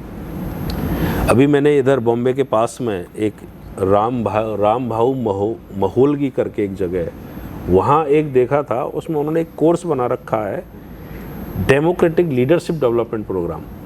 तो इस तरह के डेमोक्रेटिक लीडरशिप डेवलपमेंट प्रोग्राम चला सकते हैं, तो इसको बहुत सारे स्टूडेंट इसको एक करियर के रूप में ले सकते हैं। अगर वो योग्य हैं और उसमें आना चाहते हैं तो उनको एक अपॉर्चुनिटी मिल सकती है। अभी क्या है, अगर राजनीति में किसी को आना है तो वो ये पहले ये सोचते हैं, अगर इनसे पूछे कि यार राजनीति में आने के लिए क्या चाहिए, तो ये सीधे सीधे कहेंगे सब करोड़ों रुपए होने चाहिए, 2, 4, 5 फॉर्च्यूनर होने चाहिए, साथ में 10-20 और गाड़ियों का काफिला हो, फिर 25-50 लोग साथ में उनके खर्चे पानी उठाते रहें, तब नेता बनेंगे। तो वहाँ अगर ट्रेनिंग प्रोग्राम सरकार चलाए, इस तरह के कोर्सेज बनाए जहाँ लीडर तैयार किए जाएं, डेमोक्रेटिक लीडर, तो वो देश के लिए भी एक बेटर ऑप्शन हो सकता है और उससे फ़ायदा हो सकता है। नई यूथ उसमें एक करियर के रूप में आ सकती है। अब बहुत स्थितियाँ अच्छी हो रही हैं कि केवल फ्रंट लाइन के लीडर्स के लिए बैक एंड पे काम करने वाले मैनेजर, स्टाफ और वो सब कुछ चाहिए होता है, तो वहाँ फिर भी अच्छे ऑप्शन डेवलप हो रहे हैं करियर के, तो वो हो रहे हैं। एक ब्यूरोक्रेट है, वो जब रिटायर हो जाता है तो उसके बाद उसको शायद पॉलिटिक्स ज्वाइन कर लेनी चाहिए, क्योंकि उसने चीज़ों को बहुत करीब से देखा है। देखो, पॉलिटिक्स ज्वाइन करना केवल उसने ब्यूरोक्रेसी के रूप में अनुभव लिया है या चीज़ों को देखा है, इस आधार पर तय नहीं होता। पॉलिटिक्स अपने आप में बहुत टफ जॉब है, आसान जॉब नहीं है। हमें देख के लगता है कि इनके जॉब आसान होगा, लेकिन सर्वाधिक टफ कोई जॉब है तो वो पॉलिटिक्स है, क्योंकि उसका कोई निर्धारित सिलेबस नहीं है, कोई निर्धारित काम नहीं है। कब किस चीज़ पे जनता रिएक्ट करती है, कब चीज़ पर रेस्पेक्ट करती है, कब अपमान करती है, कब वोटिंग करती है, कब सम्मान करती है, पता ही नहीं लगता। कौन सी अपेक्षाएं लोग पाले हुए हैं उसको पता ही नहीं है। उन सबको झेलना, सब जगह मैनेज करना, सारे बर्डन को झेलना, अपेक्षाओं को झेलना। आज सरकार है, कल सरकार नहीं है। जीत गए तो पहुंच गए विधानसभा, हार गए तो घर पहुंच गए, तो वहाँ अनिश्चितताएं बहुत है, तो आसान नहीं है वो जॉब। तो हाँ, जिनको लगता है कि वो इस जॉब के लिए फिट हैं, तो ऐसे ब्यूरोक्रेट्स को ज़रूर आना चाहिए। अभी वहाँ राजस्थान के ही हमारे एक सज्जन हैं, बंगाल में चुनाव जीते, वहाँ डीजी रहे वो, और बंगाल में इलेक्शन लड़ा और वो जीत गए उसके बाद। तो ऐसे लोग जो जीव करना चाहते हैं उनको ज़रूर आना चाहिए, उनको फ़ायदा ही मिलेगा। राजस्थान के एक डीजी रहे थे हरीश मीणा जी, उन्होंने पॉलिटिक्स ज्वाइन करी और वो सांसद बने। तो ऐसे लोग जो करना चाहते हैं उनको ज़रूर आना चाहिए, क्योंकि उनको समझ कंपैरेटिवली ज़्यादा है। कोचिंग रेगुलेशन एक्ट भी आया है ना राजस्थान में, ध्यान है आप लोगों को? अगर मुझे व्यक्तिगत मौका दिया जाए कि आप क्या सुझाव देना चाहेंगे, तो कोचिंग रेगुलेशन में बहुत सारी चीज़ें वो कर रहे हैं, अच्छी चीज़ें भी हैं, लेकिन एक इम्पॉर्टेंट चीज़ जो नहीं कर रहा कोई भी कोचिंग लाइन में, सरकार कोई भी उस स्टेप को नहीं उठा रही, वो ये है कि कोचिंग में जो टीचर्स पढ़ा रहे हैं वो योग्य हैं या नहीं है, इस बात को कौन इंश्योर करेगा?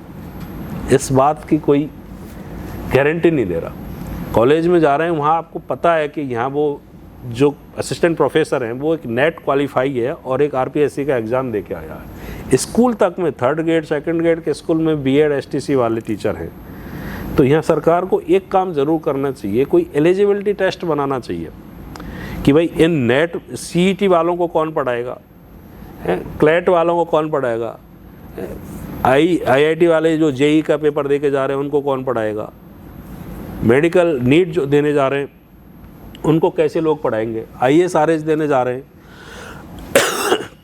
उनको कौन पढ़ाए। तो एक क्वालिफाइंग पेपर ज़रूर होना चाहिए, चाहे उसके लिए ट्रेनिंग हो, और उसकी भी एलिजिबिलिटी 3 साल की होनी चाहिए कि 3 साल बाद वापस आए, एग्ज़ाम दे और फिर पढ़ाए। पॉलिटी पढ़ाने वाला पॉलिटी नहीं जानता तो वो अन्याय कर रहा है, ज्योग्राफी पढ़ाने वाला ज्योग्राफी नहीं जानता तो वो अन्याय कर रहा है। हालांकि मैं इस जगह से बोल के थोड़ा सा ये कोचिंग लॉबी परेशान भी हो जाएगी इस बात से, लेकिन ये होना चाहिए कि स्टूडेंट्स को नहीं पता कि उनकी योग्यताएं क्या हैं, क्या वास्तव में वो पढ़ा भी सकते हैं या नहीं पढ़ा सकते। जब आप 3rd ग्रेड 2nd ग्रेड सब तरह के बच्चों को पढ़ाने के लिए, स्कूल में पढ़ाने के लिए कोई क्वालिफाइंग एग्ज़ाम ट्रेनिंग रख रहे हो, तो कोचिंग में पढ़ाने वालों के लिए भी कोई ना कोई क्वालिफाइंग टेस्ट ज़रूर होना चाहिए। सर, ये तो कोचिंग का जो मैनेजमेंट है उसको भी शायद मेरे हिसाब से संज्ञान में लेनी चाहिए ऐसी चीज़ें। नहीं, कोचिंग मैनेजमेंट तो लेता है, वो तो इस हिसाब से लेता है कि वो ऐसे लोगों को ले जो वास्तव में पढ़ा सके, लेकिन किसी के पास नहीं मिल रहे। तो आज की डेट में कई बार ये भी हो जाता है कि कोचिंग मैनेजमेंट भी ये सोच लेता है कि उनको क्वालिफाइड टीचर की बजाय एंटरटेनर ज़्यादा चाहिए, जो अच्छा से बच्चों को खुश रख सके, वैसा ऐसा टीचर चाहिए। तो ऐसे टफ डिसीजन लेना कोचिंग के बूते की बात भी नहीं होती। कई बार उनको लगता है कि जो स्टूडेंट्स को पसंद आ रहा है, दरअसल वो जो कोचिंग खोल के बैठे अधिकांश लोग वो इसको बिजनेस के रूप में भी खोल के बैठते हैं ना, बिजनेस भी उनके लिए है, रोजी रोटी है उनके लिए। तो वो अगर ऐसी चीज़ें नहीं करेंगे जो बच्चों को पसंद आए, तो उनका कोचिंग नहीं चलेगा। तो ये भी बहुत ज़रूरी है कि वो सरकार इस पर संज्ञान ले ना। सर, जैसा कि आपने भी अभी बात कही थी कि जो कुलीन परिवारों के बच्चे हैं और जिनके माता पिता भी सर्विस में हैं या जो बहुत अच्छे स्कूलों में पढ़े हुए हैं, जिनकी कॉलेज की शिक्षा बहुत अच्छी हुई है, उन बच्चों के पास स्किल, पर्सनालिटी बहुत अच्छी डेवलप हुई होती है। और वो मतलब जो ग्रामीण परिवेश का बच्चा है, जो जिसकी स्कूल शिक्षा इतनी अच्छी नहीं हुई या जो कॉलेज में आपने जैसा बताया 1 वीक सीरीज जो सेमेस्टर दे दिए और पास हो गया, उसके पास ना तो उस लेवल की कॉलेज BA कर ली, MA कर ली, लेकिन उस लेवल का ना तो ज्ञान है, ना उसके पास कौशल है, ना उसके पास पर्सनालिटी है। तो वो सामान्य सी बात है कि जो वो बच्चा है जो ढंग से कॉलेज शिक्षा हुई है, जो परिवार से, उससे वो सामान्य मतलब पिछड़ा हुआ होता है। तो जो वो बच्चा है वो आराम से सामान्य बुक पढ़ लेगा, टीचर्स के लेक्चर समझ लेगा, लेकिन वो बच्चा नहीं समझ पाएगा, वो लेक्चर कैप्चर नहीं कर पाएगा, तो वो खुद को इम्प्रूव कैसे करे? तो क्या है कि जिन लोगों ने पहले से अच्छी तैयारी कर रखी है, स्किल उनकी डेवलप है, उनको कंपैरेटिवली कम मेहनत करनी पड़ेगी, और जिनके पास वो स्किल नहीं है, मेहनत नहीं है, स्कूलिंग अच्छे से नहीं हुई है, उनको मेहनत ज़्यादा करनी पड़ेगी।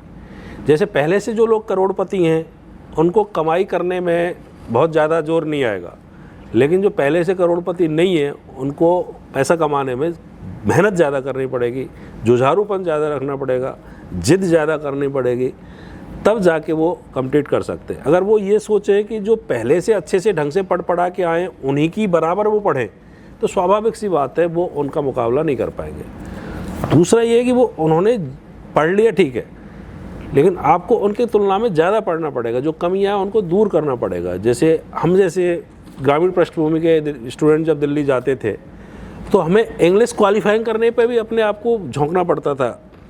हमारे बहुत सारे साथी जो सीनियर साथी थे, तो उनसे जब हम पूछते थे कि कैसा हुआ पेपर मेंस का, तो वो ये कहते थे कि अगर कॉपी चेक हो गई तो सिलेक्शन हो जाएगा, नहीं तो नहीं होगा। तो एक स्वाभाविक सा प्रश्न आपके दिमाग में भी आया होगा, अभी तुरंत ही मेरे दिमाग में भी आता था कि यार कॉपी तो चेक होगी ही होगी, जब पेपर दिया है तो कॉपी चेक होगी, ये सोचते हैं ना सामान्यतः।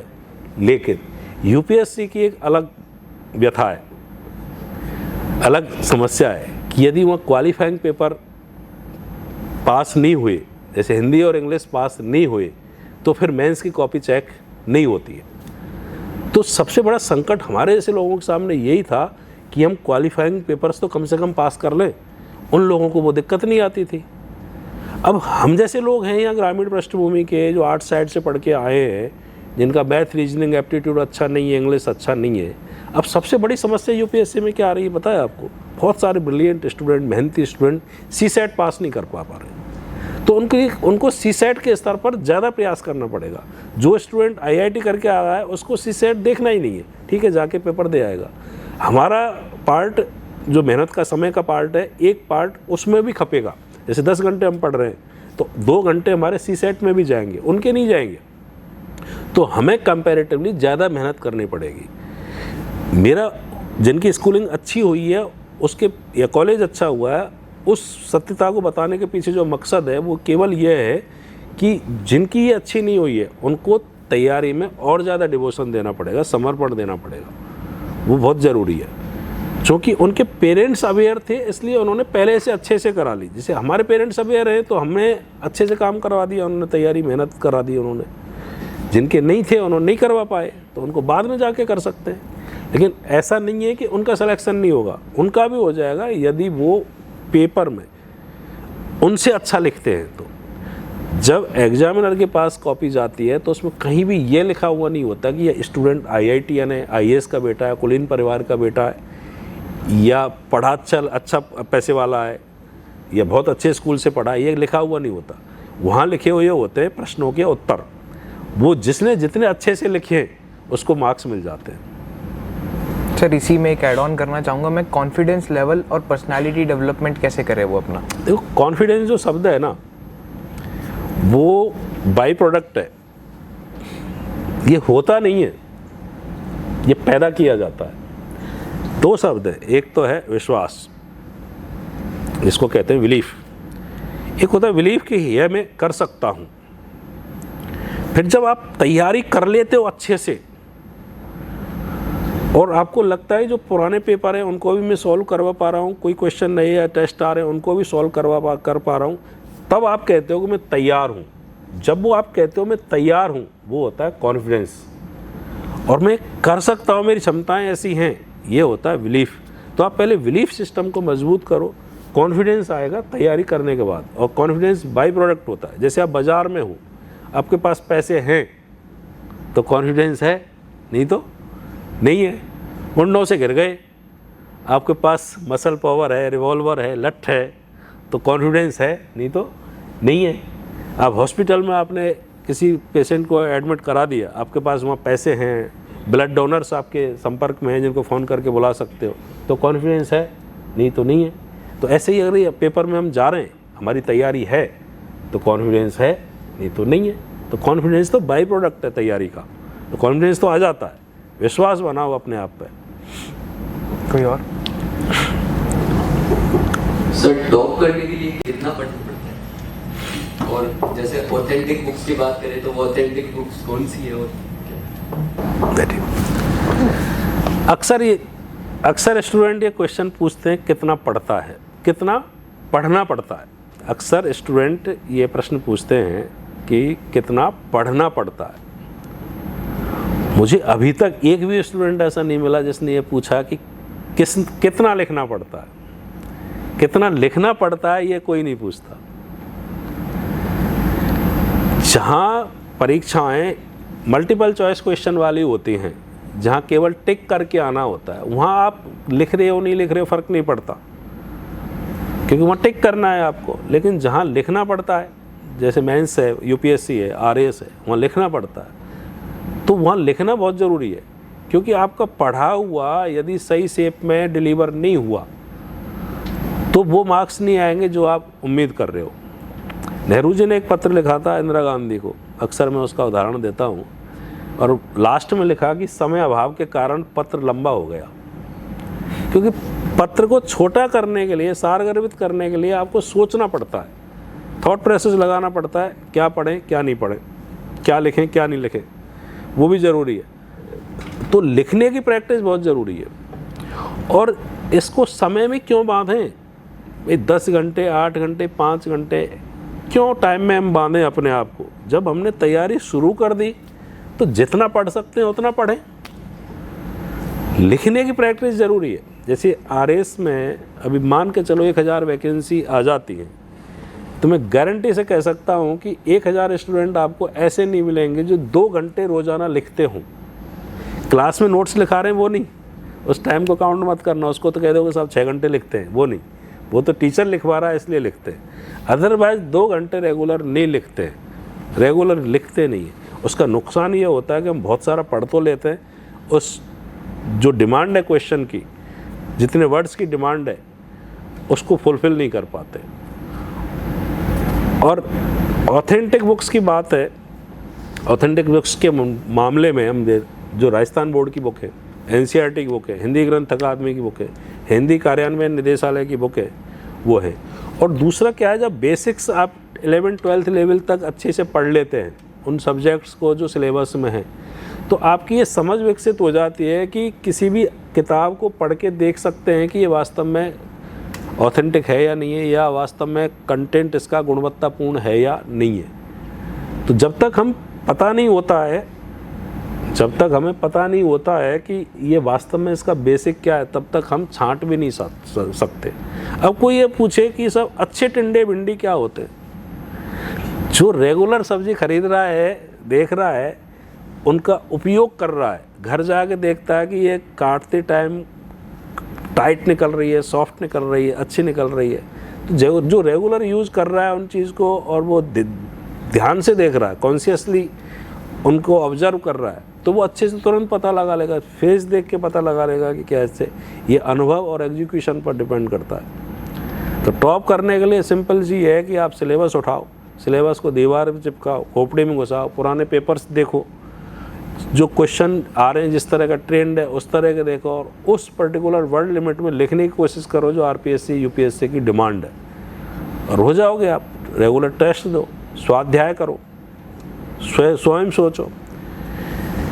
एक और बात बताऊं, पढ़ाई है ना, पढ़ाई को भैंस से सीखना चाहिए। भैंस बहुत बड़ी गुरु है सिखाने के मामले में। आप लोगों ने भैंस देखी है? खाना खाते हुए देखा है आपने? खाना शाम तक खा लेती है, रात को जब बैठी होती है उस समय देखा है उसको? जैसे शाम को 6-7 बजे तक उसने खाना खाया, चारा खाया उसने, रात को 9, 10, 11, 12 बजे कभी देखना उसको, वो भौं चलाती है, खाना नहीं खा रही है, वो भौं चला रही है, उसको कहते हैं जुगाली। तो जो कंटेंट को जितना ज़्यादा अंदर लेके उतना ज़्यादा उसकी जुगाली करेगा। भैंस जुगाली करती है, जुगाली करने के बाद ही वो चारा खाया उसके अंग लगता है, वो पचता तभी है जब वो उसको जुगाली कर लेती है। ऐसे हमने जो पढ़ा है, पूरे दिन में पढ़ा, हम जितना उसका थॉट प्रोसेस करेंगे, ब्रेन स्टॉर्मिंग करेंगे, घुमाएंगे उसको कि अच्छा ये जो आपने क्लास में पढ़ा, खुद सेल्फ स्टडी के रूप में पढ़ा, उसको आप दिमाग में घुमाओ। 8 घंटे टेबल पे बैठे, केवल वही पढ़ाई नहीं है, 8 घंटे के बाद जब आप घूम रहे हो, चल रहे हो, फिर रहे हो, कुछ भी कर रहे हो, उस समय आपके दिमाग में जो चीज़ें चल रही हैं ना, वो है पढ़ाई।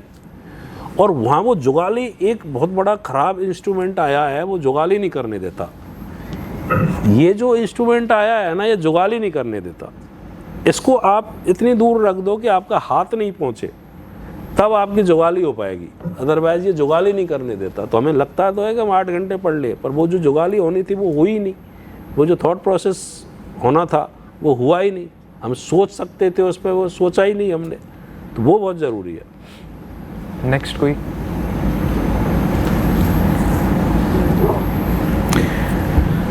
एक क्वेश्चन, एक वो जवाब दूं, जैसे कि कोई कैसे चलती है चीज़ बाद में।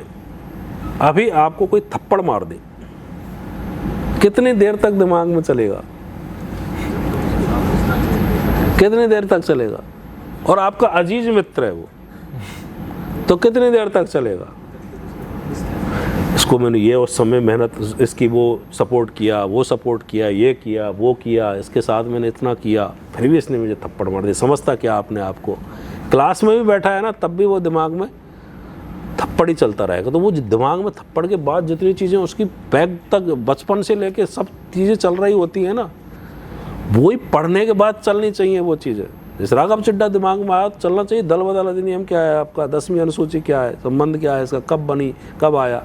तो ऐसे वो जो जितना ज़्यादा उसके पीछे बैकग्राउंड चलेगा ना किसी भी चीज़ के लिए, या जो उस समय पढ़ा है, वो जितना आपके दिमाग में चलेगा, वो है असली जुगाली, वो चलनी चाहिए। जी, और कोई क्वेश्चन? नमस्ते। मेरा नाम राकेश है। और सर, अभी जैसे पूरी टॉक हो चुकी है, तो पता चल गया है कि डिमांड और सप्लाई में जो इम्बैलेंस चल रहा है हमारे एजुकेशन सिस्टम में, स्कूल वो सप्लाई नहीं कर पा रही जो कंपटीशन एग्जाम डिमांड कर रहा है, ना कॉलेज उसकी पूर्ति कर पा रहे हैं।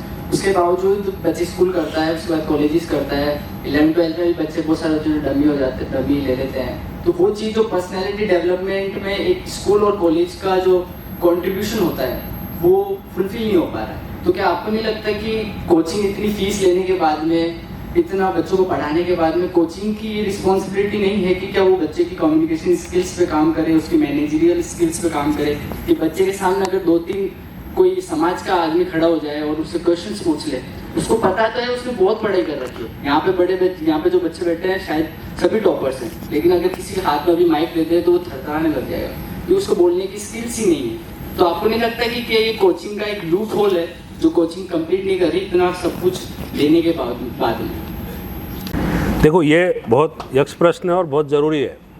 लेकिन समस्याएं क्या है कि कोचिंग में जब स्टूडेंट आता है ना, बहुत सारी एक्सपेक्टेशन लेके आता है। वो ये सोच के आता है कि मैंने अब तक कुछ नहीं किया है और 23 सब्जेक्ट्स को मुझे 1-1.5 साल में रटा पिटा दें, कंपटीशन के लिए तैयार भी कर दें। तो वो एक्सपेक्टेशन जो लेके आता है ना, वो बहुत ज़्यादा लेके आता है, और समय जो लेके आता है ना, वो बहुत कम लेके आता है। जो 12-15 साल में स्कूल और कॉलेज को दिए हैं, उसके सारी पूर्तियां वो 1 से 1.5 साल में करना चाहता है। और उनका मुख्य जो लक्ष्य होता है वो होता है उस पर्टिकुलर एग्ज़ाम को क्रैक करना, जिस एग्ज़ाम के लिए वो आते हैं। जैसे RS किसी को देना, IAS किसी को देना, तो वो केवल उसकी बात करना चाहता है। और जो दूसरे इनिशिएटिव जैसे कोई कोचिंग लेना चाहता है तो वो उन कोचिंग्स उनमें पार्टिसिपेशन उतना नहीं मिलता जितना ज़रूरी होता है। और जैसे रही बात फीस की, अगर फीस के मामले में देखा जाए RS IAS कोचिंग्स में, आप दिल्ली का, जयपुर का, जहाँ का भी आप एनालिसिस करना चाहें ना वहाँ का कर सकते हैं। LKG से भी कम फीस RS IAS कोचिंग लेते हैं, LKG से भी कम। आप 10 स्कूल उठाओ जयपुर के, 10 कोचिंग उठाओ जयपुर के, LKG की जो एवरेज फीस निकल के आएगी वो 1.5-2 लाख रुपए निकल के आएगी LKG की, और 1 साल की आएगी वो। 10 महीने चलती हैं क्लासेस, 15 से 18 महीने कोर्सेज चलते हैं कोचिंग्स के। तो एक तरह से वो लगभग जस्ट डबल है, मतलब उनको 2 साल काउंट करो तो उनकी फीस हो गई LKG UKG की 3.5 से 4 लाख रुपए 2 साल की। कोचिंग की हुई 1 से 1.5 लाख रुपए। फिर अगर आप अंतर देखना चाहें तो स्कूल टीचर्स की जो सैलरीज है वो 30,000, 40,000, 50,000 रुपये, 60,000 रुपये। कोचिंग्स के टीचर्स की जो सैलरीज हैं वो 2 लाख, 2.5 लाख, 3 लाख, 5 लाख, 6 लाख रुपये आवर्स में। तो उसके कंपैरिजन में ये RS IAS की फ़ीस कुछ भी नहीं है। मतलब आप उस कंपैरिजन को करें ना तो वो कुछ भी निकल के नहीं आता। साथ में टेस्ट पेपर्स स्कूलों में होते नहीं। स्टडी मटेरियल पे खर्च करना तो छोड़ो, कहना थोड़ा सा ठीक नहीं लगता, उसमें भी अच्छा खासा कमीशन होता है। एक LKG के स्टूडेंट्स की 5-7 बुक्स, 6 बुक, 4-4 हज़ार रुपये का बैग, 5-5 हज़ार रुपये का बैग है। स्कूल यूनिफॉर्म है वो है, अलग से पैसा उसका, तो स्कूल यूनिफॉर्म का अलग से, फिर बीच में एक्टिविटीज़ होती है उनके अलग से। अब वहाँ उस कैलकुलेशन को इसलिए नहीं करते कि वो वहाँ इमोशनली भी कनेक्ट है। पिताजी माताजी ये सोचते हैं कि ये हमारा कर्तव्य है बच्चों को अच्छे स्कूल में पढ़ाने के लिए। एक स्कूल वाले ने तो हमें यही कह दिया कि साहब हमारी जो 1.5 लाख फीस है ना LKG की, उसमें 50,000 तो हमारी वास्तविक फ़ीस है और 1 लाख इनको बताने के लिए है कि हमारा बच्चा कौन से स्कूल में पढ़ता है। ये बताने के लिए है कि हमारा बच्चा कौन से स्कूल में पढ़ता है। तो ये फ़ीस तो वहाँ के उसके हिसाब से देखा जाए तो ये नगण्य है, लेकिन फिर भी ये आवश्यक है कि ये चीज़ें होनी चाहिए और इसमें स्टूडेंट्स की डिमांड आनी चाहिए। तो क्या होता है, आवश्यकता आविष्कार की जननी होती है। जब 25 बच्चों को ये लगा कि यार हमें मैथमेटिक्स समझ में नहीं आ रही, तो किसी टीचर के पास गए वो और उन्होंने कहा साहब स्कूल टाइम के बाद हमें मैथ पढ़ा दो, तो 25 से 50 हुए, 100 हुए। तो कोचिंग का चलन हुआ ट्यूशन से निकल के। भाई ट्यूशन के टाइम पे डिमांड लगी, अब बच्चों को पढ़वाते उनको ज़रूरत लगी तो डिमांड बढ़ी। फिर उनको लगा कि यार हमें मैथमेटिक्स के साथ साइंस भी पढ़नी है, फिजिक्स भी पढ़नी है, केमिस्ट्री भी पढ़नी है, तो वो अलग अलग जगह जाने लगे। फिर किसी ने सोचा कि क्या तीनों को एक ही जगह कर देते हैं। तीनों को जब एक जगह करने लगा तो वो अलग अलग फ़ीस लेने की जगह एक फ़ीस हो गई। तो वो ये ट्यूशन का एक संगठित रूप हो गया, ऑर्गेनाइज्ड रूप कोचिंग बन गया। तो इस वजह से हो गई। तो अब किस स्टूडेंट को क्या करना है इसके लिए सारे कोचिंग्स अवेलेबल हैं। अब नीट जेईई की जो तैयारी करा रहा है उससे हम ये एक्सपेक्ट कर रहे हैं कि वो IAS की तैयारी करा दे, RS की करा दे, तो वो नहीं कराएगा वो, क्योंकि वहाँ वो स्टूडेंट उस काम के लिए आया। RS IAS में जब कोर्स करने आया तो वो उसके लिए आया। कोई हिंदी का कोर्स करने किसी हिंदी वाले टीचर के पास गया और वहाँ वो ये एक्सपेक्ट कर रहे हैं कि साहब हमें इंग्लिश भी सिखा दो, तो वो इंग्लिश नहीं सिखाएगा। तो आवश्यकता होगी, डिमांड जब निकलेगी सप्लाई अपने आप हो जाएगी। जब RS IAS की जो कोचिंग कर रहे हैं स्टूडेंट्स, उनको लगेगा कि हमें सब ये भी करना चाहिए एक्स्ट्रा, तो वो भी उस पर सोचेंगे कि हाँ इसमें डिमांड है या नहीं है, ज़रूरत है या नहीं है इसकी, तो वो उस ज़रूरत को फिलफिल कराएंगे। क्योंकि स्टूडेंट्स को शायद नहीं पता, लेकिन कोचिंग्स को अच्छी तरह पता है कि वो जिस काम के लिए आए अगर वो नहीं हो पा रहा है और उसके अलावा हम भले ही कुछ भी कर दें तो वो काउंट नहीं किया जाएगा, ना उनके खर्चों को काउंट किया जाएगा कि उसके अलावा आपने साहब ये किया, अरे साहब कुछ भी किया होगा, मुझे तो कोर्स ही नहीं हुआ पूरा, क्यों मेरी प्राइम कंडीशन है कि मैं इस कोर्स को करने यहाँ आया हूँ। तो जब डिमांड आती है तो सप्लाई भी अपने आप आ जाती है।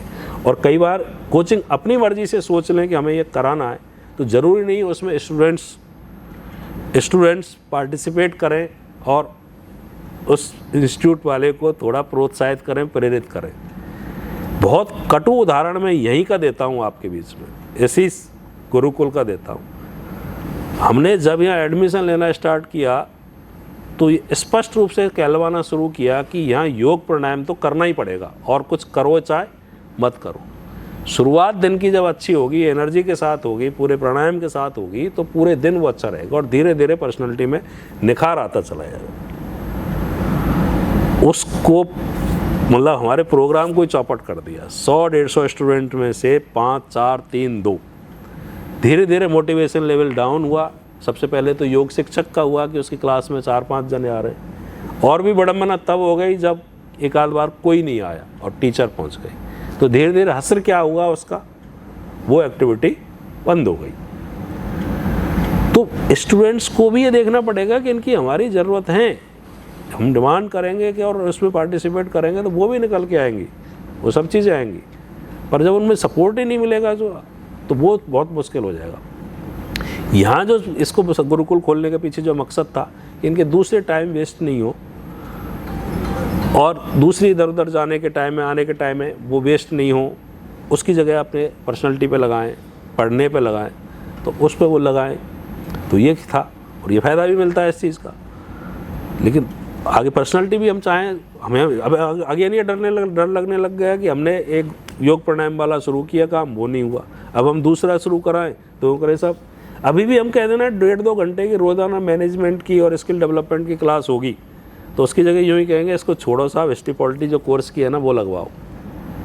ये आप लोगों की वास्तविकता है, ये लगवा भी सकते हैं हम, पर शर्त यही है कि वो उसमें भी ये हो जाएगा कि अब किसको क्या करना चाहिए ये तो सेकेंडरी हो गया, हमको खुद को क्या करना चाहिए ना ये प्राइमरी है। हमारे बारे में हमसे ज़्यादा कोई नहीं सोचेगा, हमारे बारे में हमसे ज़्यादा कोई नहीं सोचेगा। एक आप टैक्सी लेके गए दिल्ली के लिए, आपने टैक्सी कर ली, आपको पहुंचना है वहाँ 7 बजे फ्लाइट है आपकी, और यह पर्याप्त टाइम लेके यहाँ से आप 12-1 बजे निकल गए। दिल्ली पहुंचाना किसकी जिम्मेदारी है? टैक्सी कर लिया आपने, 5,000 रुपये भी दे दिया उसको, किसकी जिम्मेदारी है? टैक्सी ड्राइवर की। टैक्सी ड्राइवर की जिम्मेदारी नहीं है, काम आपका, ज़रूरत आपकी, आपकी जिम्मेदारी है। अगर जिम्मेदारी उसकी है तो मैं एक सिचुएशन क्रिएट करता हूँ, आप में और ड्राइवर में लड़ाई हो गई और वो कह रहा है कि लो आपके 5,000 पकड़ो, नहीं जा रहा मैं। अब किसकी जिम्मेदारी है? किसकी? ड्राइवर जिम्मेदारी है। काम दिल्ली आपको जाना है, जिम्मेदारी आपकी है कि ऐसी इस सिचुएशन क्रिएट मत होने दो कि ड्राइवर में और आप में झगड़ा हो जाए और वो ये कह के भाग जाए, भले ही वो आपसे खुद लड़ना चाह रहा है आगे। वहाँ पर लॉजिक वॉजिक सब सेकेंडरी हो जाएंगे कि यार इसने ये ओवरटेक किया, मैंने कहा ऐसे क्यों चला रहा है, चलाना नहीं जानता क्या? उसी बात पे बढ़ते बढ़ते झगड़ा हो गया और फाइनली उसने ये कह दिया कि ये पकड़ो और नहीं जा रहा, मैं आपसे जो होना है वो कर लो। अब उसका केस करो, वेस करो, कुछ भी करो, आपकी फ़्लाइट छूट गई। ये भी यात्रा आपकी है।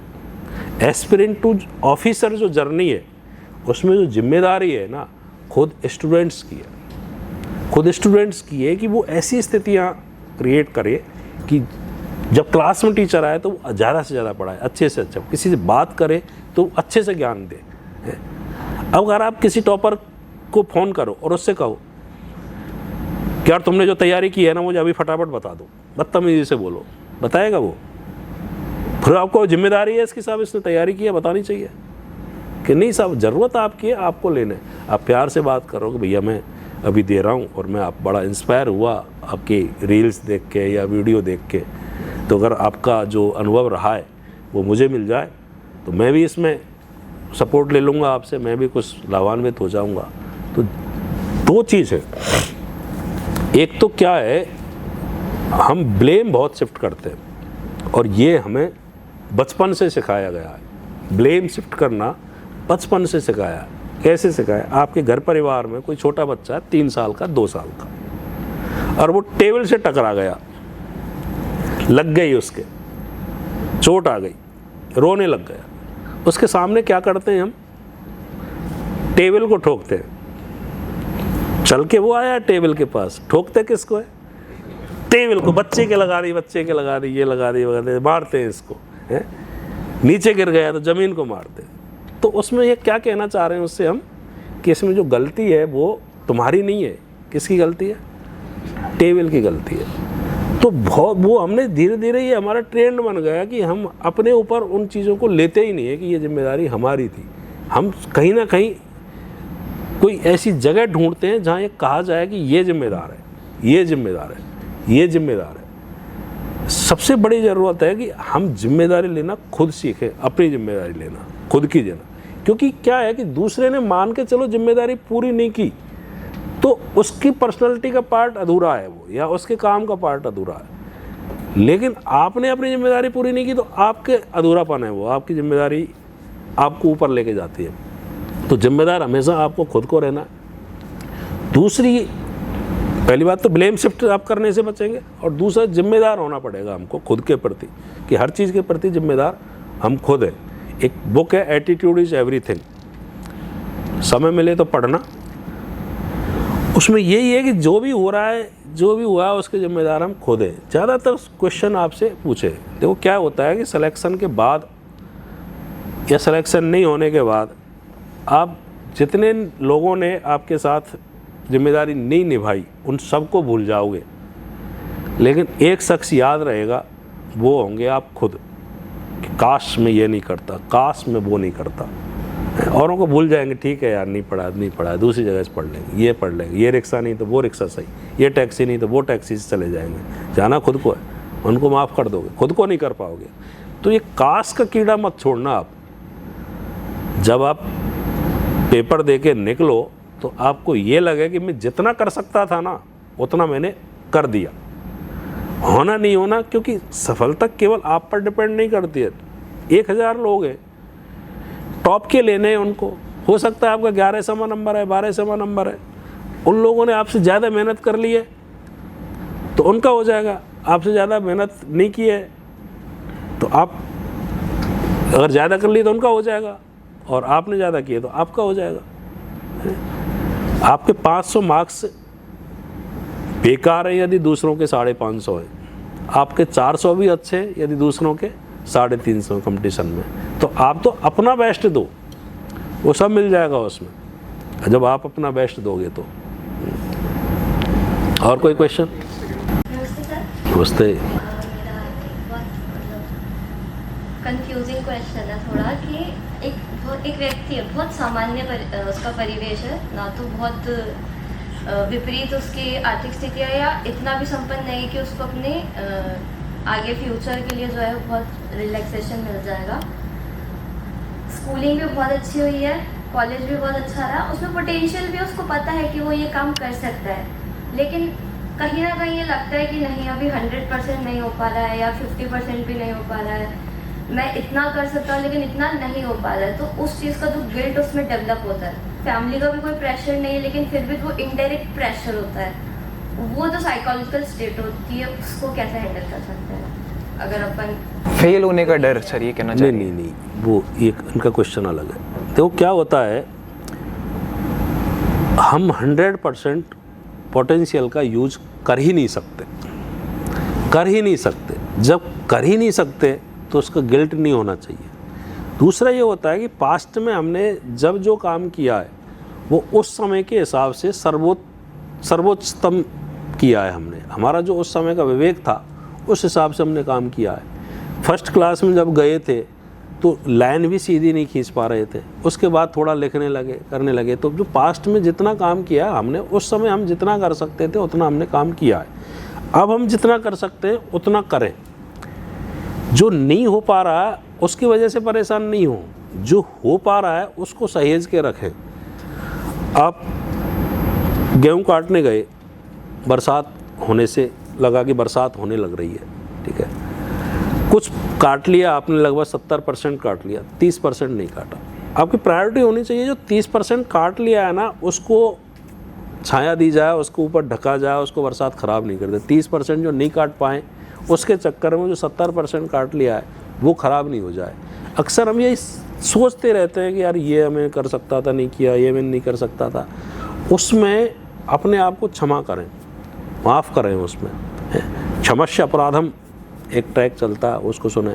जैन धर्म में आपने सुना होगा एक क्षमा पाणी होता है, मिच्छामि दुक्कडम, मिच्छामि दुक्कडम वो बोलते हैं। उसमें वो क्या करते हैं, किसी ने मेरे साथ गलत किया है वो भी माफ़, मैंने किसी के साथ किया है वो भी गलत माफ़ है, और मैंने अपने साथ भी अगर कुछ गलत किया हुआ है पहले तो उसको भी माफ़ करें।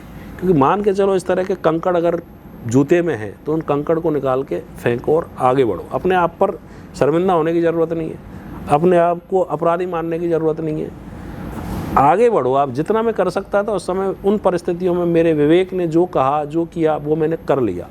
उसको ही अगर, इसको कहते हैं छाछ बिलोना, छाछ को ज़्यादा बिलोएंगे ना तो उसमें से कुछ भी नहीं निकलना, तो उसको छोड़ो और अब आगे जितना कर सकते हैं, जो कर सकते हैं उसको करो आप। मिच्छामि दुक्कडम सनातन संस्कृत के उससे निकल के आया और उसका मतलब है मिथ्यामि दुष्कृत्यम। जो दुष्कृत्य हुए वो मिथ्या हो जाए, मतलब ऐसे हो जाए जैसे हुए ही नहीं थे। मतलब मिथ्या बात क्या होती है, जैसे जो बात है ही नहीं उसको कहते हैं मिथ्या। तो ऐसे हो जाए जैसे वो हुए ही नहीं थे। तो इस गिल्टी से बिल्कुल बाहर निकालो अपने आप को और आगे बढ़ो आप, मिथ्यामि दुष्कृत्यम करके आगे बढ़ो। एक वेलनेस वाइब एक यूट्यूब चैनल है, एप्लीकेशन भी है, उस पर क्षमस्य अपराधम करके एक ट्रैक है, मतलब छोटा सा सॉन्ग मान सकते हैं, संगीत मान सकते हैं, 5-10 मिनट का। उसको 2-1 बार आप सुन सकते हैं और ये सोचते हैं मेरे जो किए हैं वो सब माफ़ हो जाए। क्योंकि ऐसे उनको रख के चलेंगे ना, किसी दूसरे ने भी कर रखा है, अगर उसको आप पाल के रखोगे तो उससे रिश्ता नहीं बन पाएगा। तो ऐसे ही मानोगे, यदि आपने अपने आप को भी ऐसे ही अपराधी मान रखा है तो आपका रिश्ता अपने आप से भी नहीं बन पाएगा। जिनको हम अपराधी मानते हैं उनसे हम रिश्ता बनाते हैं क्या? नहीं बनाते। अगर खुद को अपराधी मानते हैं तो खुद से भी नहीं बन पाएगा। तो उसको साइड में करो, उस समय जो बेटर लगा आपको वो कर दिया, ठीक है, उसको छोड़ो और आगे बढ़ो। आप जो कर सकते हो उसको बेटर करो, ढंग से करो, मस्ती के साथ करो। और कभी रोना है तो रो लो, कोई समस्या नहीं है ना, मस्ती के साथ। जो कर सकते थे वो कि आदमी 100% कभी नहीं कर सकता। और दूसरा, जितने आप कहें ना रिलैक्सेशन नहीं देगी ज़िंदगी, दरअसल जो जितनी ऊंचाइयों पर है ना वो उतने तनाव में ज़्यादा है। उनके लिए रिलैक्स नहीं है। हम रिलैक्स बैठ सकते हैं 10 दिन तक, रिश्तेदारों में बैठ सकते हैं। अगर कोई कहे अम्बानी बैठ जाए 10 दिन तक, अडानी बैठ जाए 10 दिन तक, तो संभव है उनके लिए बैठना, रिलैक्स होना। उनके लिए रिलैक्स होना संभव नहीं है, क्योंकि जो जितनी ऊंचाई पे है वो उतने तनाव में है। कई बार हमें दूसरे देखते हैं, हम खुद नहीं देखते। हम जैसे हैं बेस्ट हैं और अपना बेस्ट करेंगे इस पर। और कोई क्वेश्चन ले लो आप। मेरा नाम विकास है सर। मेरा एक प्रश्न है कि सर, प्रशासनिक सेवा में जाना हर व्यक्ति का एक सपना होता है। जो इस लाइन में जाना चाहता है उसका, हर व्यक्ति पास भी नहीं हो सकता, हर व्यक्ति उस उपलब्धि पर जा भी नहीं सकता। हम भारत देश की बात करें तो बीते कुछ सालों में जनसंख्या की दृष्टि से सबसे आगे चला गया। जनसंख्या की दृष्टि से आगे जाने से बेरोजगारी सबसे बड़ा एक कारण सब युवाओं के सामने होता है। तो राजस्थान प्रशासनिक सेवा या किसी यूपीएससी की हम बात करें तो मेहनत और उसके साथ कुछ समय मांगती है। वो इस समय के अंदर परिवार के कुछ लोगों के द्वारा प्रेशर भी किया जाता है, रिश्तेदारों द्वारा ताने भी मारे जाते हैं। तो एक व्यक्ति होता है, उसे आरएस तक पहुंचने से पहले उसे एक पर्टिकुलर जॉब की जरूरत होती है। ये इस मामले में आप क्या कहना चाहते हो कि या वो अपना मोटिव क्लियर रखे कि उसे आरएस ही करना है, या उससे पहले भी उसे बेरोजगारी के जमाने में जॉब सिक्योर करना सबसे अहम भूमिका निभाता है ये। तो आप इस बारे में क्या कहना चाहते हैं? क्या व्यक्ति वो आरएस ही बने या फिर वो उससे पहले बीच में सभी डिप्रेशन से दूर होने के लिए एक जॉब की भी उसे आवश्यकता है? देखो, ये डिपेंड करता है कि आप कौन से वर्ष में ये बात कर रहे हो। आप ये 17, 18, 19, 20 साल में बात कर रहे हो तो अलग जवाब होगा। कोई 32, 35 साल में ऐसा व्यक्ति बात कर रहा है जिसकी शादी हो गई, बच्चे हो गए, तो उसके लिए ये अलग सिचुएशन होगी। उसके लिए ज़रूरत है कि वो रोज़गार करे और घर वाले बच्चों का पेट पाले, क्योंकि पहली जो प्राथमिकता है उसकी परिवार का भरण पोषण है। RSI सेकेंडरी है। लेकिन आप 17, 18, 19 साल के स्टूडेंट्स से वो ये कहते हैं कि मैं जॉब करूं या ये करूं। देखो, कोई भी जॉब आसान नहीं है। कोई भी आप ग्रेड 3rd 2nd 1st भी करते हो तो उनमें भी 2-3 साल लगते हैं, इसमें भी लगते हैं। तो मैं अगर व्यक्तिगत रूप से कहूँ, ये रोज़गार मिटाने का एक ज़रिया नहीं है सिविल सर्विसेज। तो क्या होता है, जब हम अपना उद्देश्य जो लेके चलते हैं कि हमारा खुद का भला हो, मेरे लिए अच्छा करियर मिल जाए, परिवार का भरण पोषण हो जाए, तो हमारा ये थोड़ा सा स्वार्थी या संकीर्ण सिद्धांत है। हम यदि इसमें ऐसा विचार जोड़ दें कि ये बहुत सारे लोगों के कंट्रीब्यूशन के लिए काम हो रहा है, कि मैं जो ये काम करना चाहता हूँ ये केवल मेरे व्यक्तिगत भरण पोषण के लिए नहीं है, बल्कि सोसाइटी के लिए मैं ये कर सकता हूँ, या समाज के लिए, परिवार के लिए, गांव के लिए, आसपास के लिए, देश के लिए मेरे इस जॉब से ये कंट्रीब्यूशन आगे मिलेगा, तो उसमें नियति भी मदद करती है। जब हम ऐसा कोई आविष्कार कर रहे होते हैं ना जो पूरी सोसाइटी के काम आता है, तो उसमें नियति जुड़ जाती है और लोग जुड़ जाते हैं। तो आप अपने उद्देश्य को, लक्ष्य को जो आप इसके लिए पीछे लेके चल रहे हैं ना, आपको थोड़ा विराट स्वरूप देना पड़ेगा। तो विराट स्वरूप दोगे तो आपका जो ये डगमगाना है ना, इधर उधर करना, वो कहीं ना कहीं पीछे छूट जाएगा। जब आप विराट लेके चलते हो तो ये जॉब वॉब तो छोड़ो, आपको यही ध्यान नहीं आएगा कि कोई बहुत इंपॉर्टेंट काम था। अब्दुल कलाम जब वो मिसाइल पे काम कर रहे थे, परीक्षण पे काम कर रहे थे, उनको ये भी ध्यान नहीं रहा कि आज एंगेजमेंट होनी थी, सगाई रिश्ता पक्का होना था, कि वहाँ भी जाना है। वो भूल गए उसको, क्योंकि उसने अपने आप को उस विराट उद्देश्य में समर्पित कर दिया कि मुझे आगे चल के ये करना है। और दूसरा मैं अगेन ये कहूँगा कि RSIS की किसी ने ढंग से तैयारी कर ली, अच्छे से तैयारी कर ली, तो उसको रोज़गार का संकट तो नहीं रहेगा, ये तो मैं गारंटी से कह सकता हूँ, लिख के दे सकता हूँ। और कई बार हम ये करते हैं कि ये भी कर लूँ, वो भी कर लूँ, वो भी कर लूँ। मान के चलो एक खेत में 500 फीट पे पानी आता है, कितनी खुदाई पर पानी आ जाएगा? आपका सीधा जवाब होगा साहब 500 फीट पर आ जाएगा। पर सिचुएशन ये है कि उसने एक जगह 300 फीट खुदाई कर दी, एक जगह 400 फीट खुदाई कर दी, एक जगह 200 फीट कर दी, एक जगह 450 कर दी, एक जगह 350 कर दी। टोटल खुदाई हो गई 1500 से 2000 फीट। उसके बावजूद पानी नहीं आया। क्यों नहीं आया? क्योंकि उसने एक जगह खुदाई नहीं की। यदि वो एक जगह खुदाई कर रहा होता तो 500 550 पे पानी आ जाता है। तो इसमें से प्लान B, C, D इतने सारे निकल जाएंगे जो आप सोच ही नहीं सकते। जिसने एक बिजनेस अच्छे से ढंग से किया है ना, कोई एक बिजनेस अच्छे से ढंग से किया, वो दूसरा बिजनेस भी अच्छे से कर लेता।